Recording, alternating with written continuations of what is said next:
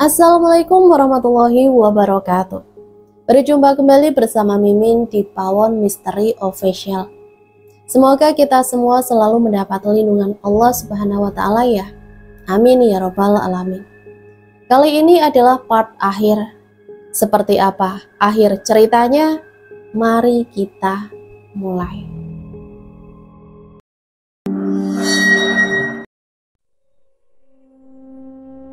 Pak, buka pintunya, Pak.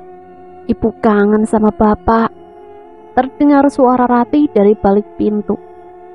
Pergi kau setan, jangan ganggu aku. Buka pintunya, Pak. Kalau tidak, Ibu masuk sendiri ke dalam. Kirman pun terlihat berbicara pada seseorang melalui telepon. Tak lama setelah dia berbicara dengan orang itu, tak terdengar lagi suara Ratih yang memaksa masuk ke dalam kamarnya. Setelah dicek oleh Kirman keluar kamar, dia tidak mendapati siapapun lagi di dalam pintu kamarnya. Alhasil Kirman tidak dapat tidur malam ini. Dia terjaga sampai suara azan terdengar lagi dari masjid yang belum selesai dibangun itu. Entah siapa yang sedang azan, karena Pak Ustadz sedang berada di penjara. Jadi tidak mungkin Pak Ustadz yang sedang azan. Setelah pagi menjelang, Kirman menemui seseorang yang sangat penting baginya. Tidak jauh dari desanya, karena rumah orang itu terletak di desa sebelah, tepatnya di desa istri pertamanya, dan masih saudara dekat istrinya itu. Bang, kenapa sosok itu muncul di rumahku tadi malam, Bang? Tanya Kirman. Setelah aku lihat, ternyata ada yang sedang iseng padamu, Man. Siapa, Bang? Apakah aku mengenalnya? Ya, tentu kau mengenalnya. Coba kau periksa di sekitar rumahmu. Temukan tanah lembab yang aneh di sana. Itu tanah kuburan yang diambil dari makam si Ratih. Kata Wawan, abang sepupu dari istri pertamanya itu. Siapa yang udah berani main-main denganku, Bang? Nanti malam juga datang di mimpimu orang itu, Man. Lebih baik sekarang kau pulang, bawa air ini dan siramkan ke sekeliling rumahmu. Jangan lupa bersihkan tanah kuburan itu. Baik, Bang. Untung ada abang tadi malam. Kalau enggak, bisa mati ketakutan aku, Bang. Sesamanya di rumah, Kirman pun menelusuri seluruh halaman di rumahnya. Ternyata benar. Terdapat tanah lembab yang bercampur dengan batu kerikil di halaman depan rumahnya. Kirman segera menyuruh pembantunya membersihkan tanah itu sampai bersih. Setelah itu Kirman tidak sabar untuk menunggu malam tiba. Saat menjelang malam, Kirman tidur di atas tempat tidurnya, berharap akan bermimpi malam ini. Tapi begitu mata dipejamkan, terdengar suara benda jatuh di atap rumahnya. Suaranya sangat keras. Kirman pun bangun dan melihat sekeliling area rumahnya. Tidak ada yang aneh. Dia kembali masuk ke dalam kamarnya. Tiba-tiba dari arah jendela muncul bola api yang lumayan besar. Kirman menjadi takut. Bola api itu membentur-benturkan ke kaca jendela kamarnya, berusaha untuk masuk. Keringat dingin mulai bercucuran membasahi tubuh Kirman. Dia bangkit dari tempat tidur dan perlahan-lahan menuju pintu kamar. Baru beberapa langkah bola api itu semakin membesar, membentur kaca jendela. Karena takut kaca pecah, Kirman pun menghentikan langkahnya. Mata Kirman seperti mencari sesuatu. Ya, dia mencari ponselnya yang terletak di atas meja dekat jendela. Dia ingin menghubungi Wawan dan meminta bantuan. Perlahan Kirman menuju meja sembari waspada pada bola api itu. Saat tangan Kirman ingin menyentuh ponselnya, kaca jendela pecah berantakan dan bola api itu menghantam dada Kirman. Seketika Kirman ambruk tak sadarkan diri. Saat tak sadarkan diri, itulah Kirman seperti bermimpi. Dia melihat seorang pria dengan tertawa puas membelakangi dirinya. Pria itu menghadap sebuah foto yang terpajang di tembok, dan itu adalah foto dirinya. Lalu dia di foto itu terdapat beberapa jarum yang menancap. Saat Kirman ingin melihat wajah pria itu, tiba-tiba Sesuatu menarik tubuhnya sangat kencang. Saat tersadar, Kirman sudah berada di atas tempat tidur dan di sampingnya duduk istri pertamanya. Dia melihat istrinya itu sedang mengompres dadanya yang terasa sakit dan nyeri sekali. Dia mengompres bekas merah yang mulai membiru di dada Kirman. "Kok kamu ada di sini?" "Iya, tadi Ija telepon aku dan bercerita semua yang terjadi pada Bapak. Makanya aku datang sama Mas Wawan secepatnya ke sini." "Terus Bang Wawannya kemana?" "Lagi pagarin rumah ini." "Kamu tiduran saja dulu." Terdengar suara dari pintu kamar saat Kirman ingin bangun dan duduk. "Bang Wawan, apa yang terjadi Bang?" "Hebat juga dukun yang udah nyerang kamu. Dia ini bukan orang sembarangan, Man." "Apa maksud abang?" "Pak, aku pulang dulu ke rumah. Kasihan tadi anak-anakku tinggal begitu aja di rumah sama si Mbak." "Iya Bu, pulang aja dan jaga anak-anak. Bapak udah gak apa-apa kok. Lagian kan ada Bang Wawan di sini temani aku." Istri Kirman pun pergi meninggalkan Wawan dan Kirman di dalam kamar itu. Terlihat istri Kirman memandangi kedua pria yang sedang serius berbicara itu.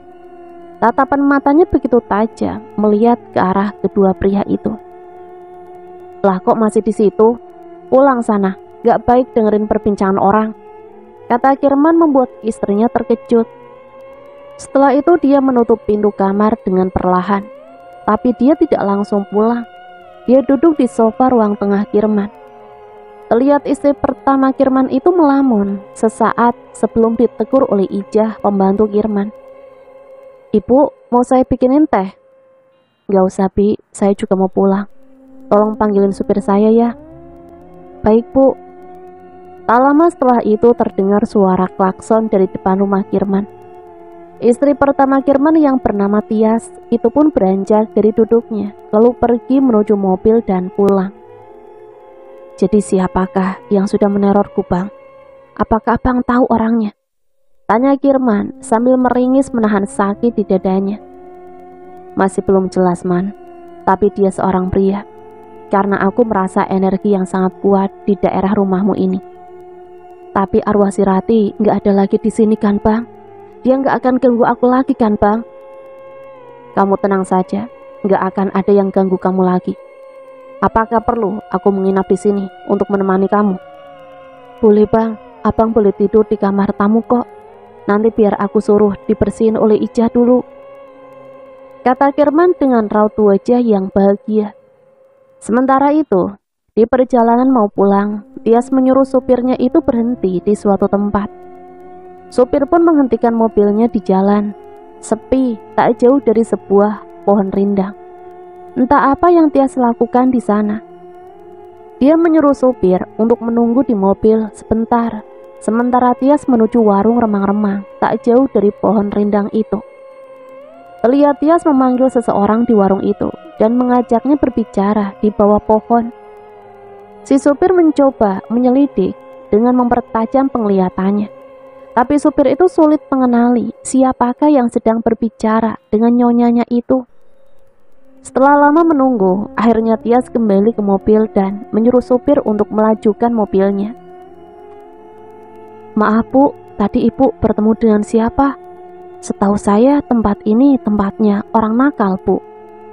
"Oh, itu tadi Mang. Saya bertemu teman lama. Kebetulan dia kerja di warung itu, seorang janda."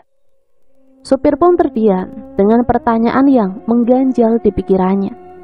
Dia merasa orang tadi seperti bukan seorang wanita, melainkan pria. Tapi dia tidak berani untuk banyak bertanya. Mungkin dia yang salah lihat karena kondisi penerangan di sana remang-remang tadi. Mobil melaju menembus malam menuju rumah Tias. Setelah sampai di sana, Tias langsung menuju kamar anaknya yang ternyata masih tertidur pulas. Jendela kamar Tias diketuk seseorang. Tias terbangun dan melihat jam di dinding yang menunjukkan pukul 5:30. Tias pun bingung, siapa yang ketuk jendela pagi-pagi begini? Kalau ingin bertamu kenapa tidak dari pintu depan saja, pikirnya. Ternyata seseorang yang membalut wajahnya dengan sarung muncul di depan jendela. Pekerjaan yang ibu suruh sudah beres. Mana bayaranku? Kata pria bertopeng sarung itu. Apa nggak bisa kau menungguku di tempat biasa saja? Kenapa harus ke rumahku? Kalau ada yang tahu kan bisa mampus aku. Takut sekali kau tidak kubayar. Sudah, nggak usah banyak bicara. Sekarang berikan saja sisa pembayaranku, agar aku pergi dari sini segera. Dengan bergegas, Tias meraih dompet dari dalam laci dan memberikan sekepok uang pada pria itu. Setelah itu pria tadi pun pergi dari jendela kamar Tias. Siang itu saat Tias sedang bercengkrama dengan anaknya di halaman, tiba-tiba suara telepon berdering. Tias pun menjawab telepon tersebut. Kirman mengabarkan kalau Wawan tewas kecelakaan di jalan saat menuju rumahnya. Bu, Bang Wawan kecelakaan mobil. Mobilnya masuk jurang dan Bang Wawan tewas di tempat, kata Kirman penuh rasa sedih. Ya ampun Pak, kok bisa kecelakaan? Kasihan anak dan istrinya Mas Wawan Pak. Terus mayatnya sudah dibawa ke rumah duka apa belum? Tanya Tias penuh khawatir. Belum Bu, masih di rumah sakit. Ini Bapak langsung menuju rumah Bang Wawan. Ibu menyusul ya, kan Bang Wawan sepupu Ibu. Ibu yang sabar ya Bu, kata Kirman menenangkan. Tias yang mendengar menangis di seberang telepon. Iya Pak, Ibu nggak nyangka Mas Wawan secepat itu meninggal. Setelah sambungan telepon terputus, Tias pun menghapus air matanya dan melanjutkan bermain dengan buah hatinya di taman. Siapa yang meninggal, Bu? Bukan siapa-siapa, Nak. Tanya Tias sambil melemparkan bola pada anaknya itu. Kok sepertinya Ibu bahagia? Kalau ada yang meninggalkan, kita seharusnya sedih. Namun tidak dijawab oleh Tias. Dia terus saja bermain bola tangkap dengan anaknya itu. Gimana tugas Abang? Beres kan? Tanya Jono pada Edi. Ya beres lah, siapa dulu orangnya? Kayak nggak kenal aja kau sama Edi, si preman kampung, kata Edi pada Jono. Untunglah otak Abang cerdas, cepat kali Abang ngadu sama istri si Kirman itu. Jadi ada ladang uang kita sekarang Bang. Iyalah, Edi kok dilawan. Ini belum apa-apa lagi John. Nanti malam kita teror lagi si Kirman itu. Manalah bisa Bang, kemungkinan dia di rumah duka lah Bang. Iya juga ya. Kalau gitu besok malam aja lah. Sementara di rumah Wawan, terlihat istri dan anaknya sangat bersedih. Kirman berusaha menenangkan istri Wawan dengan mendekati istrinya itu. Mbak yang sabar ya Mbak, saya juga merasa sedih dengan kejadian ini, kata Kirman menenangkan istri Wawan dengan mengelus pada istri Wawan. Mendapat perlakuan itu, istri Wawan merasa risih. Apalagi ramai orang melayat dan Kirman menyentuh dirinya di depan jenazah suaminya. Istri Wawan pun bergeser menjauhi Kirman. Tapi dasar bandot tua, bukannya malu, dia malah mepet istri Wawan lalu merangkul pundaknya. Alih-alih menenangkan, dia malah membuat istri Wawan risih. Sampai saat jenazah Wawan dimakamkan dan para pelayat sudah berpergian. Hingga malam tiba, Kirman masih berada di rumah Wawan. Tias pun datang dan langsung memeluk istri Wawan sambil menangis. Maaf Mbak, saya baru datang. Tadi anak saya demam dan tidak mengizinkan saya pergi. Ilah Tias. Gak apa-apa Tias, saya maklum kok. Bu, saya tidur di sini malam ini ya. Kasihan Mbak Nurul dan anak-anak tidak ada yang temenin, pinta Kirman pada Tias. Kalau saya sih tergantung Mbak Nurul aja Pak. Nggak usah Tias, Kirman, nggak usah tidur di sini, kami nggak apa-apa kok. Kasihan anak kamu kan lagi demam, pasti butuh bapaknya.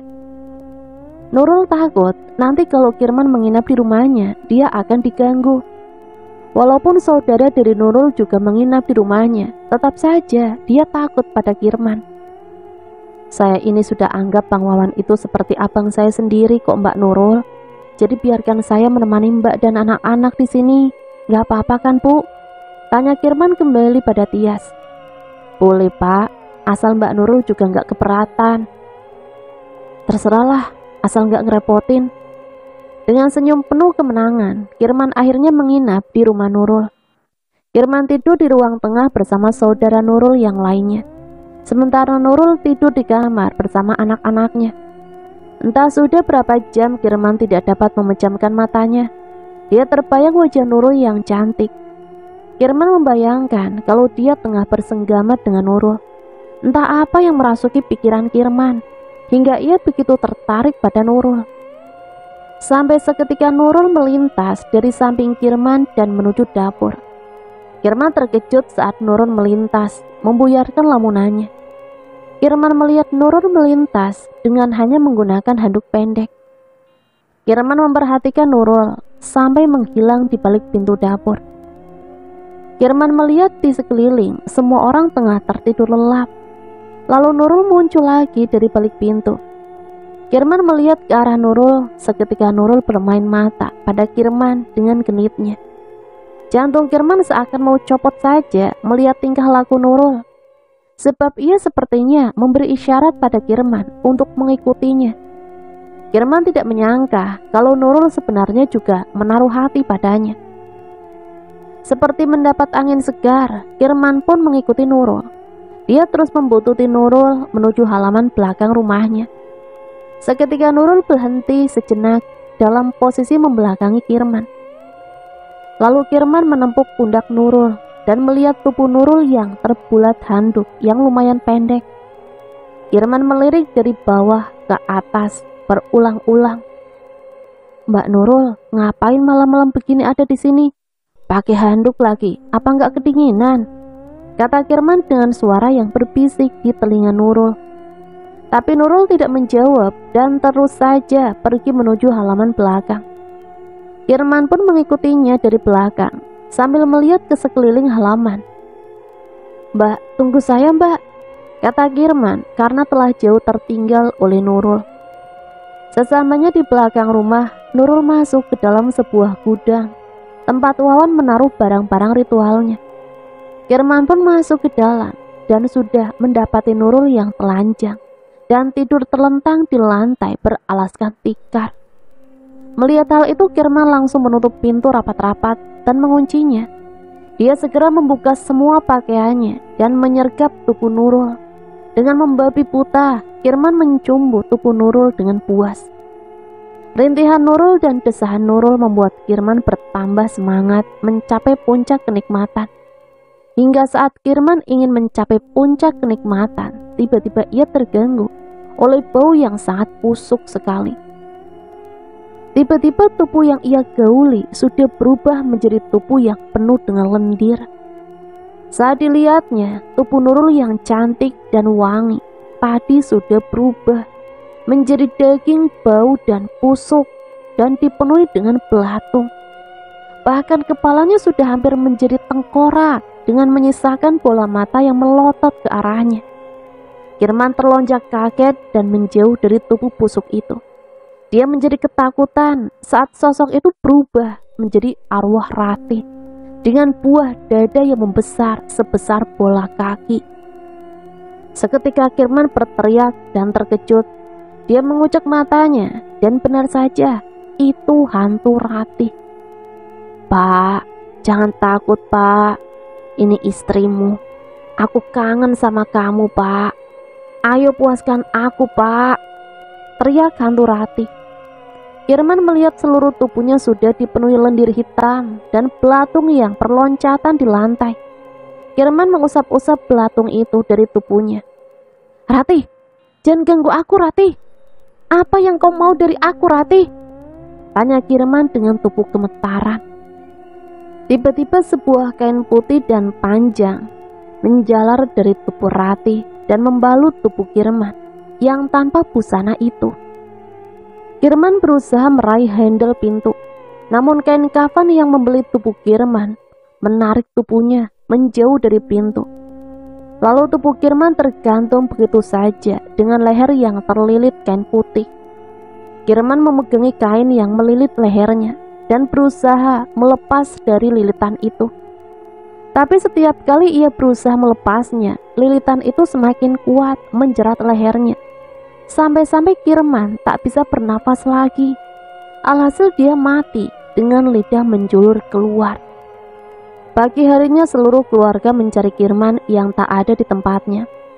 Nurul juga ikut mencari Kirman hingga salah satu keluarganya mendapati Kirman tewas, tergantung di gudang belakang rumah Nurul. Mendengar berita itu tidak ada raut kesedihan di wajah Tias. Begitu banyak orang yang menangisi kepergian Kirman, termasuk anak-anaknya. Tapi Tias tidak memperlihatkan wajah sedih. Para warga sudah maklum karena Kirman terkenal genit dan suka main perempuan. Dia sudah cukup sabar selama ini menghadapi tingkah suaminya yang tak tahu diri itu. Wajar saja saat ini Tias merasa lebih tenang dan lega. Dia tidak makan hati lagi, apalagi harta yang Kirman tinggalkan sangat banyak. Jadi Tias terkenal dengan julukan janda kaya di kampungnya. Walau usianya tidak muda lagi, tapi penampilannya masih terlihat muda. Walau demikian, ada juga beberapa warga yang menuduh Tias dalang dari kematian Kirman.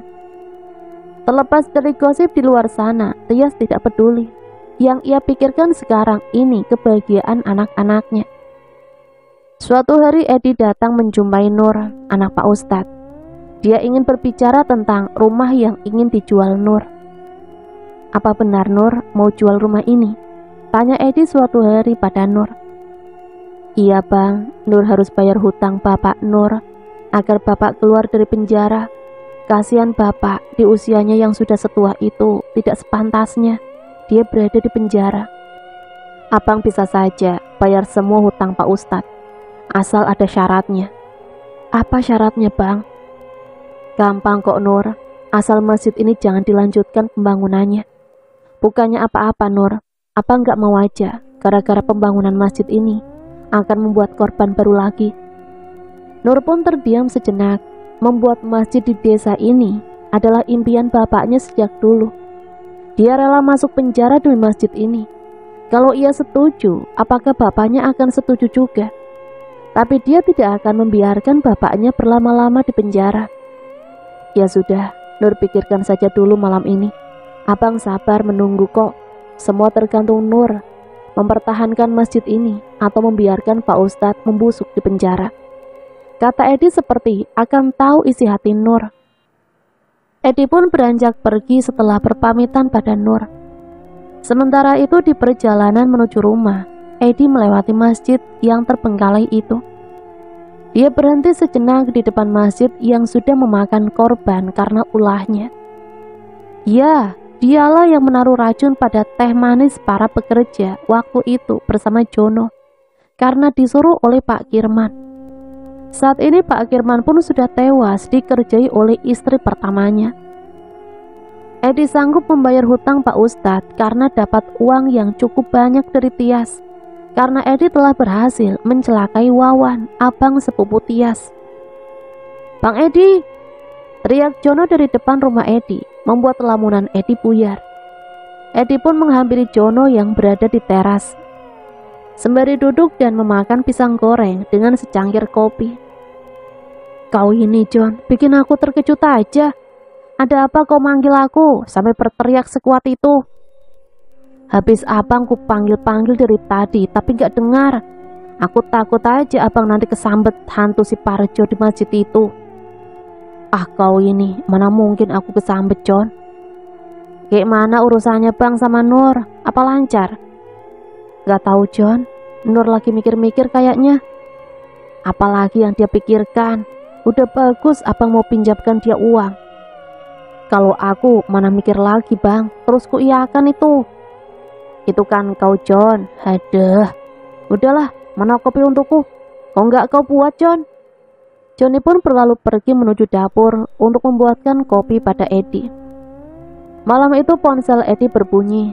Dengan malas Edi melirik ponsel itu, tertera nama Tias di sana. Dengan malas Edi mengangkat ponselnya. Dia bingung, kenapa Tias menghubungi dirinya malam-malam begini. Ada apa bu, telepon saya malam-malam begini? Kata Edi dengan nada malas. Lah kok masih manggil saya ibu sih? Kan sudah saya bilang, panggil Tias saja atau sayang. Mana bisa, ibu kan yang sudah membayar saya.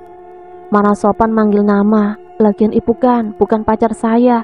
Mana bisa saya panggil sayang. Kata Edi ingin muntah.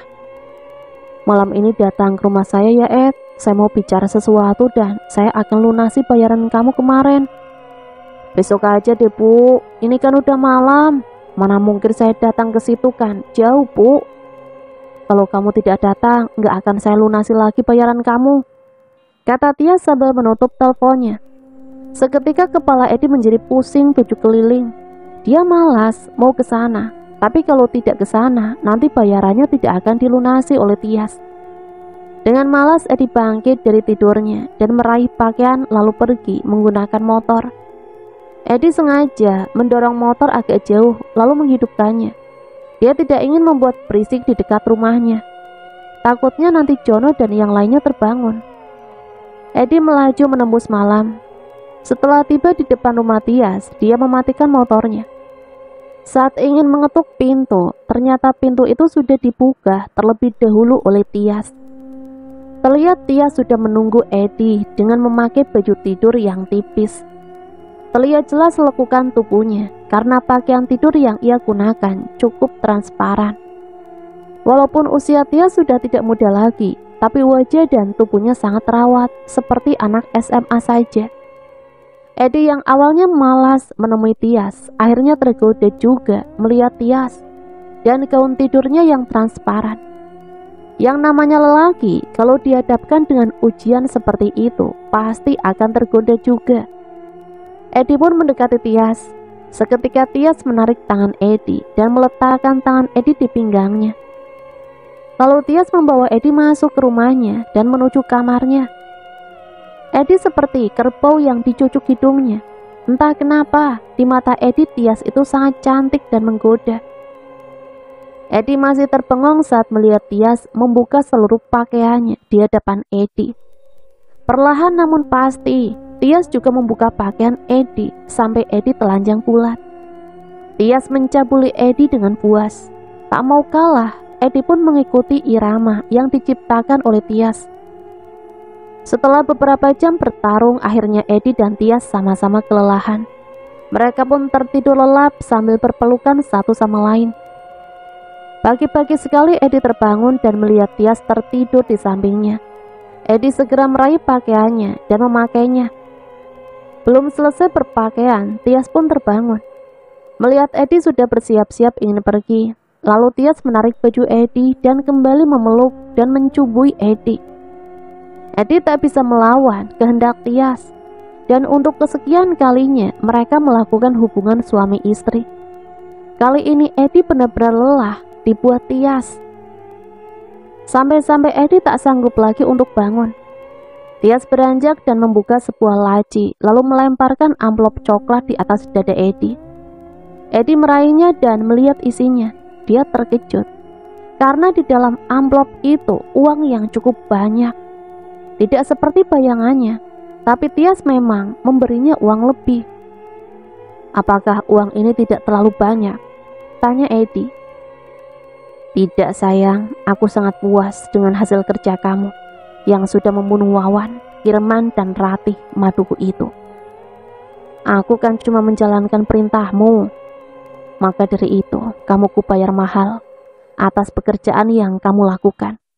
Di mana sih kamu mendapatkan dukun sesakti itu, sampai-sampai kita tak perlu mengotori tangan kita?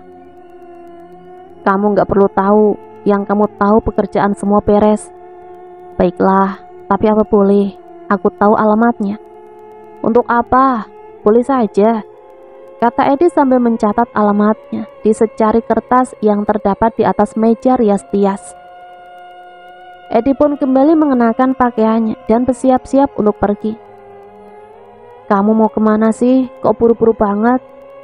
Aku mau bertemu seseorang karena ada urusan yang belum selesai. Mau ketemu anak Pak Ustadz itu ya?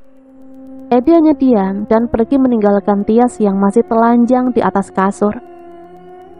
Terima kasih atas semuanya, aku sangat puas dengan permainanmu, teriak Tias saat Edi sudah hampir menghilang di balik pintu. Tias tersenyum sinis melihat Edi yang sudah pergi. Ucapkan selamat tinggal pada Nur, anak si Ustadz itu, gumam Tias. Lalu Tias pun menarik selimutnya dan kembali melanjutkan tidur. Karena dia merasa sangat lelah setelah semalaman bertarung dengan Edi Dia merasa seluruh tulang-tulangnya remuk. Setelah Edi pulang, Tias pun beraksi dengan rencananya. Dia berdandan secantik mungkin, lalu dia menuju alamat dukun langganan Edi. Setelah mencari ke sana kemari, akhirnya Tias menemukan rumah dukun yang dia cari. Setelah itu dia masuk ke dalam rumah sang dukun. Walaupun rumahnya itu lokasinya terpencil, tapi Tias tidak gentar. Dia bertekad untuk mengguna-guna Nur, anak Pak Ustadz. "Mbah, maksud kedatangan saya ke sini ingin meneluh seseorang. Apakah Mbah bisa membantu saya? Karena kata Edi, Mbah ini termasuk dukun sakti." "Kau tahu saja kalau aku ini dukun sakti. Apa yang tidak bisa aku lakukan? Membunuh orang saja mudah bagiku, asal ada foto orangnya." "Oh, kalau masalah foto gampang, Mbah. Kebetulan saya sudah bawa fotonya," balas dia sembari menyodorkan sebuah foto. "Anggap saja masalahmu sudah beres. Tapi aku minta syarat satu lagi." "Apa, Mbah?" Si dukun menyuruh Tias mendekatinya. Lalu si dukun berbisik ke telinga Tias. Setelah dia berbisik, terlihat wajah Tias berubah pucat seakan tidak nyaman. Dia pun melihat ke arah si dukun dan memperhatikan ketidaksukaannya. "Kalau kau tidak bisa memenuhi syaratku ya sudah. Aku tidak akan membantumu." Tias pun terdiam sesaat. Dia berpikir keras karena dia sudah melangkah sejauh ini. Mana mungkin dia gagal sudah setengah perjalanan. "Baiklah, Mbah, saya akan memenuhi syarat yang Mbah minta. Saya akan pulang besok pagi dan menginap di sini." Mau tidak mau Tias harus melayani si dukun cabul itu. Sebenarnya dia merasa jijik, namun apa boleh buat, dia harus menuruti keinginan si dukun. Terpaksa malam ini dia menginap di rumah si dukun.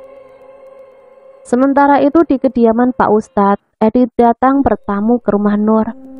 Dia berniat menanyakan tentang syarat yang ia ajukan pada Nur. "Assalamualaikum." Edi memberi salam. Dia datang ditemani oleh Jono. "Kok tumben abang ucap salam? Nggak lagi kesambet abang kan?" "Ah, kau ini, kenapa pula kau bilang aku kesambet? Kita ini bertamu ke rumah Pak Ustadz, jadi ya kita sesuaikan lah," kata Edi sembari menoyor kepala Jono. "Waalaikumsalam." Nur menjawab dari dalam rumah. Terlihat Nur membuka pintu dan menyuruh Edi dan Jono masuk ke dalam rumah. "Oh, Bang Edi, silakan masuk, Bang." "Gak usah, Nur, gak enak. Kita ngobrol di luar saja lebih nyaman karena banyak udara segar," kilah Edi. "Iya, Bang, silakan duduk. Tunggu sebentar ya biar Nur bikinin minum." "Boleh, Dek, kalau ada sirup atau jus juga boleh," kata Jono. "Ish, kau ini gak usah repot-repot, Nur. Abang cuma sebentar kok. Abang mau tanya tentang syarat kemarin." Nur terdiam seketika saat Edi bertanya seperti itu. Edi melihat wajah Nur yang terlihat keberatan dengan syarat Edi. "Begini, Bang, Nur sudah bertanya pada Bapak, tapi Bapak tidak setuju dengan syarat yang Abang pinta. Bapak lebih baik mendekam di penjara asal masjid itu tetap dibangun." Kali ini Edi yang terdiam. Dia terlihat menundukkan kepalanya. Tak sedikit pun dia berani menatap wajah Nur. Tiba-tiba Nur terbatuk-batuk di depan Edi dan Jono. Dia pun pamit untuk pergi ke kamar mandi. Nur masih terus saja terbatuk-batuk sampai Edi dan Jono mendengar batuk-batuknya Nur. "Bang, Nur kenapa ya? Kok batuknya nggak berhenti dari tadi?" "Mana aku tahu, mungkin dia tersendak sesuatu kali, John." Tak lama kemudian Nur datang dari dalam rumah dengan susah payah dan merangkak. Mulutnya penuh dengan darah kental kehitaman yang berceceran di lantai rumahnya. "Bang, tolong aku, Bang." "Nur, kenapa Nur? Ya ampun, kenapa Nur menjadi seperti ini? Nur, kenapa?" tanya Edi panik. Nur gak tahu, Bang. Tiba-tiba tadi Nur sudah muntah darah, Bang. Dan Nur gak tahu kenapa, Bang." "Kita ke rumah sakit yuk, Nur." Nggak usah, Bang. Tolong carikan kitab di dalam kamar Bapak Nur. Karena Nur sudah nggak sanggup berdiri, Bang."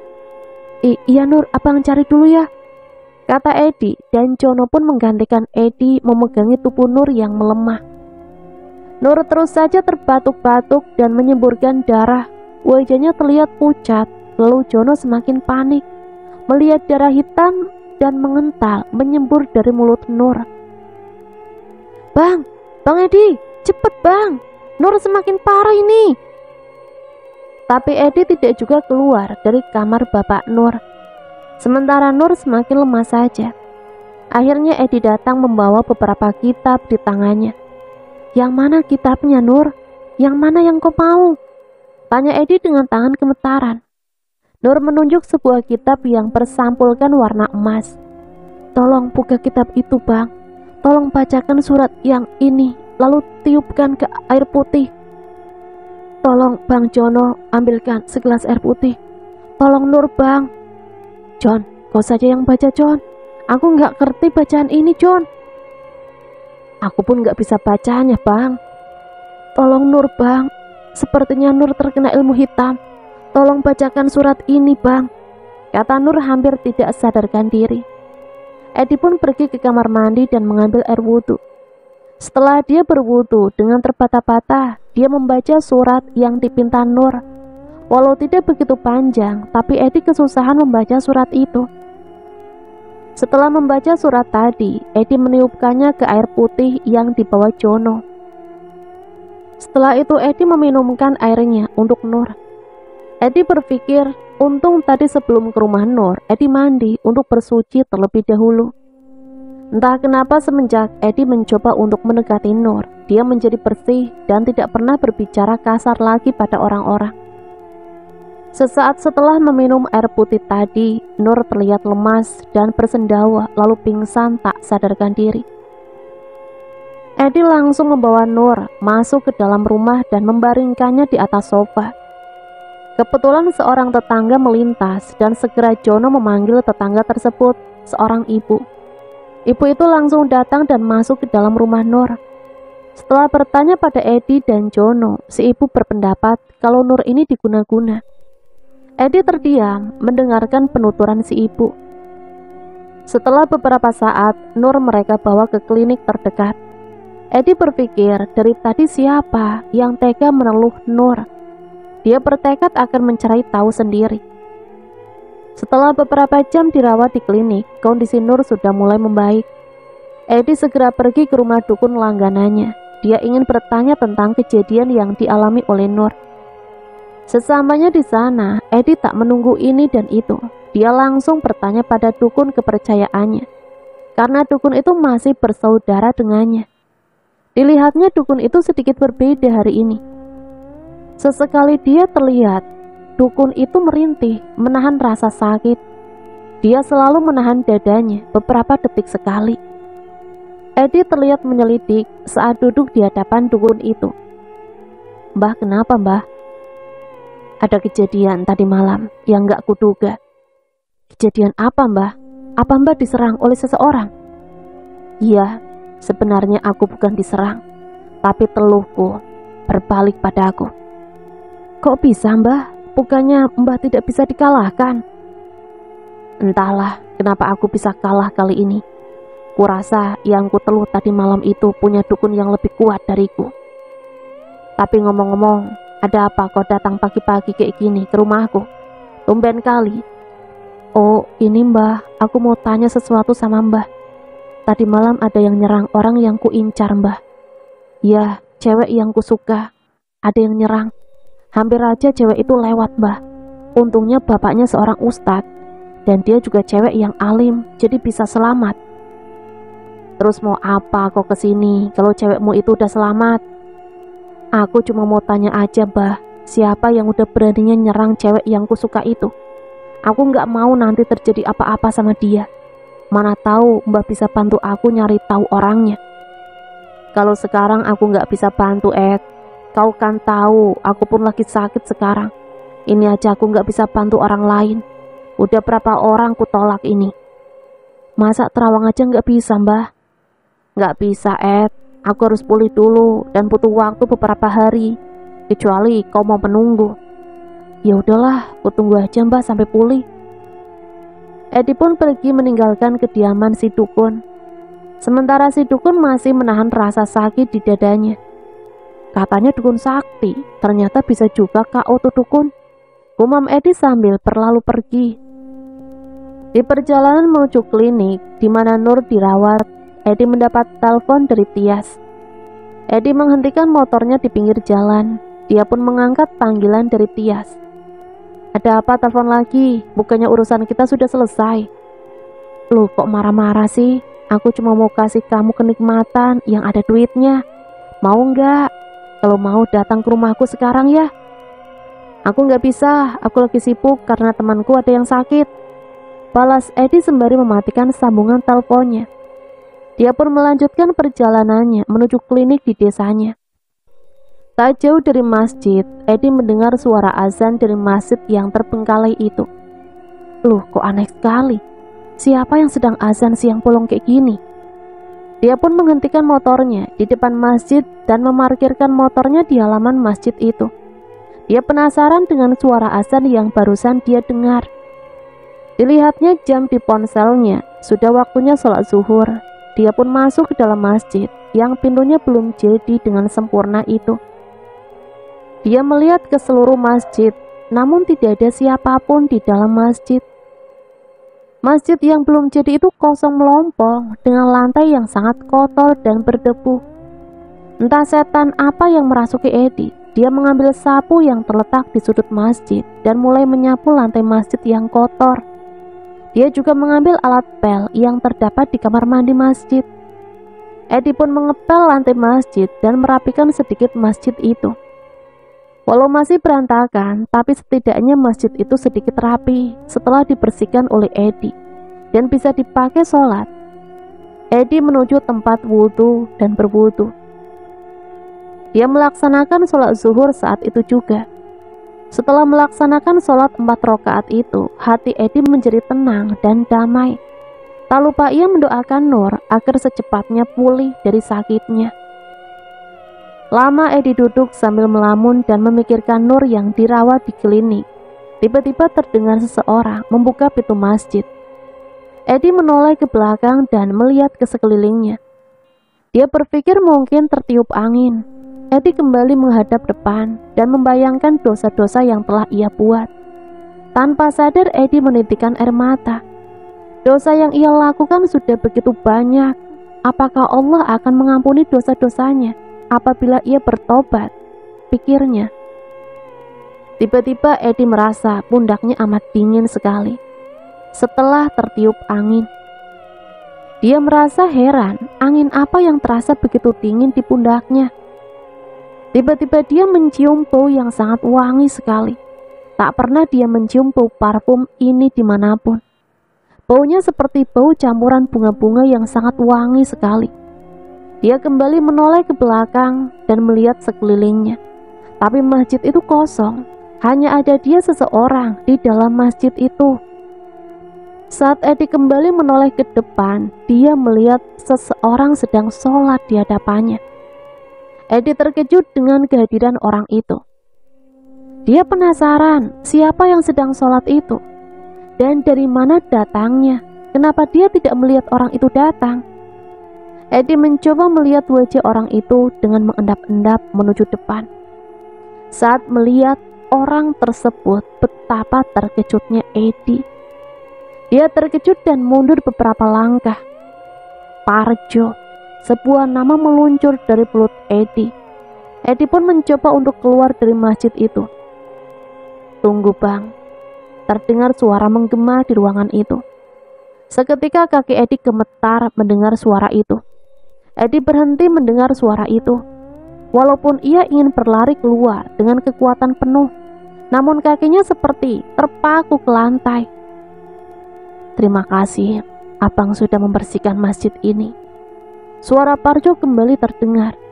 Iya, sama-sama, jawab Edi tergagap. Bertobatlah selagi ada waktu. Hidup ini tidak kekal, bang, kata suara itu lagi.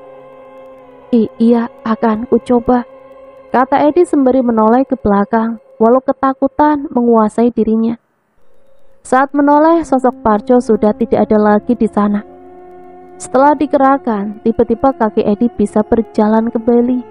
Edi pun mengambil langkah kaki 1000 dan pergi dari masjid. Edi menuju klinik di mana Nur dirawat. Dia mendapati Jono yang tengah tertidur di bangku depan ruangan Nur dirawat. Dia melihat Jono tertidur dengan terlelap dan tidak tega untuk membangunkannya. Edi duduk di samping tempat tidur Nur. Dia melihat Nur sedang tertidur. Saat Edi ingin keluar kamar, Nur pun memanggil namanya. "Bang Edi, dari mana saja?" "Tadi ada urusan sebentar, Nur," jawab Edi sambil kembali duduk di sebelah tempat tidur Nur. "Sepertinya abang lagi banyak pikiran ya?" "Ah, enggak kok. Abang mau kasih ini sama Nur. Tolong Nur bebaskan bapak Nur dari penjara. Bayarkan semua hutang bapak Nur," pinta Edi sembari menyodorkan sebuah tas kecil pada Nur. "Tapi bang, Nur gak bisa penuhi syarat yang abang kasih ke Nur." "Nur gak perlu penuhi syarat yang abang kasih. Abang setuju kok masjid itu dibangun lagi." "Apa yang membuat abang berubah pikiran?" "Kamu Nur, kamu yang sudah membuat aku berubah," jawab Edi sambil menundukkan kepalanya. "Tapi bang," belum juga selesai berbicara, Edi sudah pergi meninggalkan Nur di dalam kamar itu. Saat Edi ingin menutup pintu kamar Nur, dia kembali menoleh ke belakang dan melihat Nur. Dia memandangi Nur, begitupun dengan Nur melihat ke arah Edi tanpa berkedip. Terlihat dari pandangannya yang dingin dan menyelidik, Edi pun merasa kasihan pada Nur. Udah ada di sini, Bang. Sejak kapan abang di sini? Udah abang lihat keadaan Nur di dalam?" tanya Jono yang membuat Edi sedikit terkejut. "Udah John, Nur baik-baik saja sekarang. Kau udah makan John?" "Belum bang, kita cari makan di luar yuk." "Kau aja yang beli makanan, aku tunggu di sini sambil jaga Nur. Takutnya nanti ada apa-apa." Jono pun pergi meninggalkan Edi yang duduk di kursi. Jono sesekali melirik Edi yang melamun di kursi itu. Sepertinya ada yang mengganjal di pikirannya. Suara getar ponsel Edi terasa di kantong celananya. Dia melihat benda pipi itu di layar ponselnya, tertera nama Tias. "Ngapain sih si Tias menghubungiku lagi?" gumam Edi dalam hati. Lalu Edi mematikan panggilan itu. Tak lama kemudian ponselnya kembali bergetar. Dilihatnya lagi dan masih sama. Tias menelpon dia lagi. Kali ini Edi membiarkan telepon itu mati sendiri. Dia malas mengangkat telepon dari Tias. Sebuah pesan masuk dari ponsel Edi. Dia pun membaca isi pesan itu yang ternyata dari Tias lagi. Setelah dibaca, Edi sangat terkejut mengetahui isi pesan itu. "Bagaimana keadaan wanita yang kau suka itu? Apakah dia sudah sehat atau masih kritis?" Begitulah isi dari pesan yang dibaca Edi. "Apa maksudmu?" "Aku hanya bertanya, apakah anak Pak Ustadz itu baik-baik saja saat ini? Apa perlu aku santet lagi dari sini?" Kembali Tias mengirim pesan. Entah kenapa amarah Edi memuncak. Dia baru tahu kalau yang meneluh Nur adalah Tias. "Jadi kau yang telah meneluh Nur? Datanglah segera ke rumahku. Kalau tidak, ucapkan selamat tinggal pada kekasihmu itu." Tanpa menunggu lagi, Edi langsung berdiri dari duduknya. Dia membuka pintu kamar Nur dan melihat Nur. Ternyata Nur sedang tertidur dengan lelap.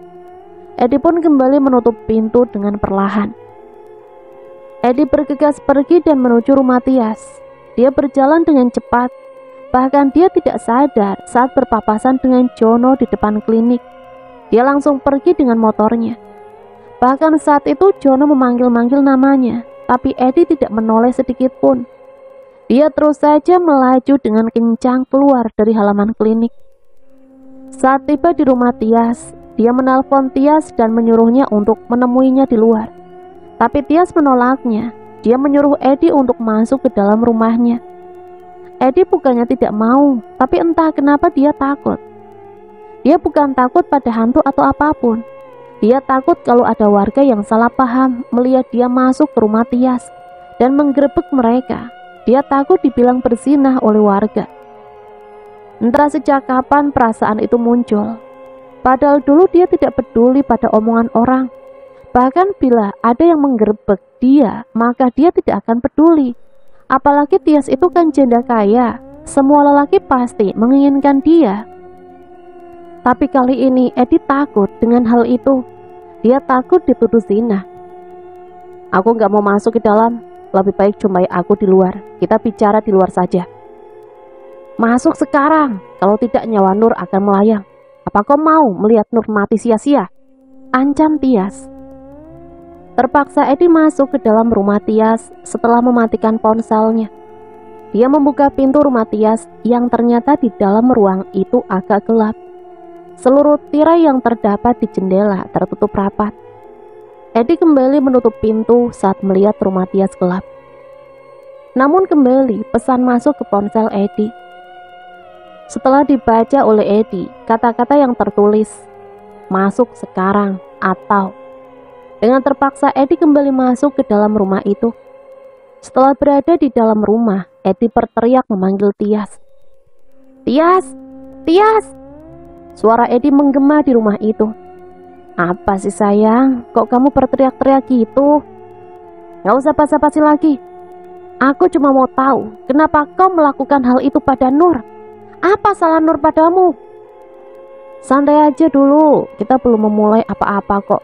Kamu buru-buru banget sih. Sini duduk di sebelahku. Rayu Tias sambil menepuk sofa yang ada di sampingnya. Aku gak mau. Dengar ya, urusan kita sudah selesai. Dan aku gak mau berurusan lagi sama kamu. Dan ingat baik-baik, jangan pernah ganggu Nur lagi. Aku juga bisa melakukan hal yang sama padamu. Tapi aku sudah berubah. Aku bukan lagi Edi yang dulu. Teriak Edi dengan nada tinggi. Kamu tahu, kalau aku itu cemburu sama Nur. Aku itu sangat mencintaimu, Ed. Aku berharap kita bersatu. Aku akan kasih apapun yang kamu minta padaku. Rayu Tias sembari mendekati Edi dan menempelkan dadanya ke tubuh Edi. Tias kembali meraba dada Edi yang bidang itu, berusaha merayu Edi. Namun dia mendorong tubuh Tias sampai terjatuh ke sofa. Jangan sentuh aku, karena aku cuma mau memperingati kamu agar tidak berbuat yang macam-macam pada Nur. Kata Edi lalu berbalik dan melangkah meninggalkan Tias. Dengan sikap Tias memeluk Edi dari belakang sangat erat sekali, sampai Edi merasa sesak dipeluk dari belakang. Edi berusaha melepaskan tangan Tias yang memeluknya dari belakang. Tapi Tias malah menciumi Edi dari belakang dan berusaha membuka baju Edi dari belakang. Tapi Edi berusaha terlepas dari cengkraman Tias. Tiba-tiba Tias menepuk pundak Edi dengan cukup kencang, sambil berucap sesuatu dalam bahasa yang tak bisa diartikan Edi. Edi merasa dirinya kaku. Di dalam dirinya Edi berusaha menolak keinginan Tias, tapi tubuhnya mengikuti setiap perkataan Tias. Kita masuk kamar yuk, ajak Tias sembari memegang dan menarik tangan Edi menuju kamar. Edi pun mengikuti perkataan Tias. Tubuhnya terus saja berjalan menuju kamar Tias. Tapi Edi di dalam dirinya berusaha menolak ajakan Tias. Dia tidak bisa menggambarkan keadaannya saat ini. Dia seperti kerasukan saja dengan mudahnya menuruti keinginan Tias. Setelah sampai di kamar Tias, dia didorong oleh Tias sampai terjatuh di atas tempat tidur. Matanya terus saja melihat Tias, namun hatinya menolak untuk terus melihat Tias. Lalu Tias membuka seluruh pakaiannya dan mulai menari erotis di hadapan Edi. Edi terus saja seperti patung melihat Tias yang menari-nari. Saat Tias mencumbui Edi dengan buasnya, entah kenapa di dalam Edi terus saja memanggil nama Nur. Lalu Edi mendengar suara Nur, walau sayup-sayup dia mendengar suara Nur sedang mengaji. Setelah itu Edi terus saja menyebut nama Nur dalam hati dan berdoa agar dia dikeluarkan dari situasi ini. Tiba-tiba Edi mendengar suara azan di telinganya. Walau Tias terus saja mencumbui Edi yang seperti patung itu di atas kasur, tapi Edi tak berhenti berdoa. Sayup tapi jelas sekali Edi mendengar suara azan. Dia pun mengikuti suara azan itu di dalam hatinya. Perlahan dia bisa menggerakkan tangannya. Setelah itu dia juga bisa menggerakkan kakinya. Saat azan sudah selesai, dia lantunkan dalam hati. Akhirnya dia bisa bergerak. Dia langsung bangun dari atas kasur dan membuat Tias terkejut sekali. Edi membanting tubuh Tias ke sampingnya dan secepat kilat menyambar pakaiannya yang berserakan di lantai. Dia pun memakai pakaian, setelah itu berlalu pergi, meninggalkan Tias yang masih terbengong di atas tempat tidur. "Ed, jangan pergi, Ed. Kalau kamu pergi, Nur akan mati. Ingat kata-kataku ini," teriak Tias di dalam kamar. Sementara Edi tidak mempedulikan perkataan Tias, dia terus saja pergi keluar dari kamar itu, lalu meninggalkan rumah Tias dengan motornya. Dia melaju menuju klinik di mana Nur dirawat. Walau sedikit syok dengan yang dialami barusan, tapi dia berusaha tenang. Apakah suara azan tadi telah menyelamatkan dia dari permainan Tias? Apakah yang ia dengar barusan, suara wanita mengaji tadi, adalah suara Nur? Edi pun melaju menuju klinik tempat Nur dirawat. Dia tidak mendapati Jono di depan kamar Nur. Biasanya Jono berjaga di depan kamar Nur, tapi kali ini kenapa Jono tidak ada di sini, pikir Edi.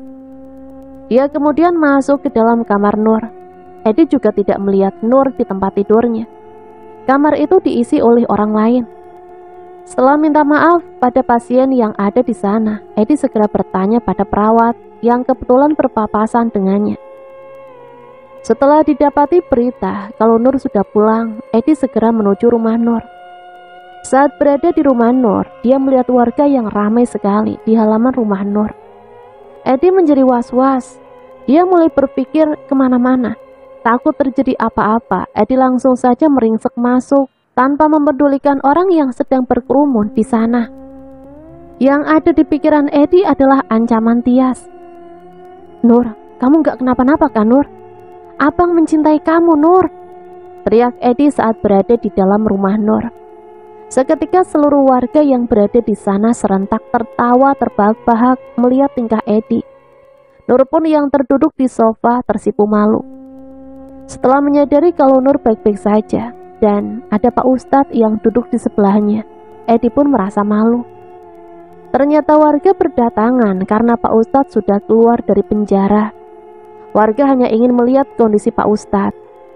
Setelah warga pulang dan rumah Nur menjadi sepi, Pak Ustadz menyuruh Edi untuk tidak pulang terlebih dahulu. "Ed, saya sudah mendengar cerita dari Nur tentang keikhlasan kamu membebaskan saya dari penjara." "Ah, itu bukan apa-apa Pak Ustadz. Saya cuma tidak mau kalau melihat Nur dan Bu Ustazah sedih. Terus sampai-sampai Bu Ustazah sakit dan harus berobat keluar kota." "Terima kasih Ed atas semuanya." "Iya Pak Ustadz, apa boleh saya ngomong sebentar sama Nur?" "Boleh, tapi jangan lama-lama ya," kata Pak Ustadz sambil duduk di depan TV tak jauh dari Edi dan Nur. "Nur, kenapa Nur pulang gak bilang-bilang?" "Nur udah sembuh bang, jadi sudah boleh pulang," kata dokter jaga.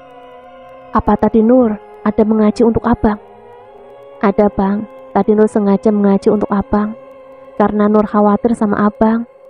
Kata Bang Jono abang pergi buru-buru, bahkan saat dipanggil oleh Bang Jono abang gak dengar." "Terima kasih ya Nur, berkat Nur abang jadi selamat." "Memangnya abang kenapa?" Tapi Edi diam tak menjawab. Tiba-tiba terdengar suara benda jatuh dari dapur, membuat Edi, Nur, dan Pak Ustadz sontak berdiri serentak. "Siapa yang di belakang Nur? Dan apa tuh yang terjatuh?" tanya Edi. "Kayaknya ibu deh, soalnya tadi ibu ke kamar mandi dan ibu belum sehat benar bang." Akhirnya Nur dan Edi berlari ke belakang dan disusul oleh Pak Ustadz. Mereka melihat Ibu Nur mengalami hal yang sama dengan Nur waktu itu. Dia mulutnya keluar darah mengental dan berwarna hitam, sementara tubuhnya kejang-kejang. Nur berteriak melihat ibunya seperti itu. Dia berlari kemudian memeluk ibunya dengan erat. Sambil menangis, Nur beristighfar. "Jangan panik nak, segera ambilkan kitab bapak di kamar." Namun Nur tidak ingin meninggalkan ibunya yang tengah sekarat itu. Edi pun berinisiatif mengambil kitab itu karena dia sudah tahu kitab yang mana akan dia ambil. Setelah itu Edi memberikan kitab itu pada Pak Ustadz. Pak Ustadz pun membacakan sebuah surat yang terdapat di kitab itu, lalu meniupkannya pada segelas air putih. Setelah Ibu Nur meminum air itu, dia langsung pingsan tak sadarkan diri. Edi dan Pak Ustadz membopong Ibu Nur masuk ke kamar. Setelah dibaringkan di atas tempat tidur, tiba-tiba sebuah cahaya merah kehitaman keluar dari mulut Ibu Nur. Seketika Nur kaget dan menjauh dari ibunya. Kemudian Pak Ustadz menyembur cahaya yang melayang di hadapannya dengan air yang sudah dibacakan surat tadi. Cahaya itu melesat dengan sangat cepat, menabrak jendela kamar dan menembusnya sampai terdengar suara ledakan. Setelah benda itu menembus jendela kamar Pak Ustadz, tak lama kemudian Ibu Nur sadar dari pingsannya. Nur kembali memeluk ibunya itu sambil menangis, sementara Edi dan Pak Ustadz segera keluar kamar. Benda apa itu tadi Pak Ustadz? Kenapa Bu Ustadz seperti itu? Sama persis yang dialami oleh Nur tempo hari. Itu jin jahat yang mengganggu manusia, Nak Edi. Entah siapa orang yang telah mengirim benda itu untuk mencelakakan keluarga saya. Edi sudah bisa menebak siapa orangnya. Kali ini Edi tidak mau gegabah dalam mengambil sikap. Dia memikirkan cara lain untuk menyuruh Tias berhenti mengganggu keluarga Nur. Untuk itu Edi berniat untuk menerima cinta Tias dan menikah dengannya. Walau di hati Edi hanya ada Nur, tapi untuk apa dia menjalin hubungan dengan Nur? Sementara keluarga Nur dalam bahaya karena Tias cemburu pada Nur. Ya sudah Pak Ustadz, karena Bu Ustadz sudah baik-baik saja, saya mau pamit. Oh iya Nak Edi, apakah saya boleh terus membangun masjid itu?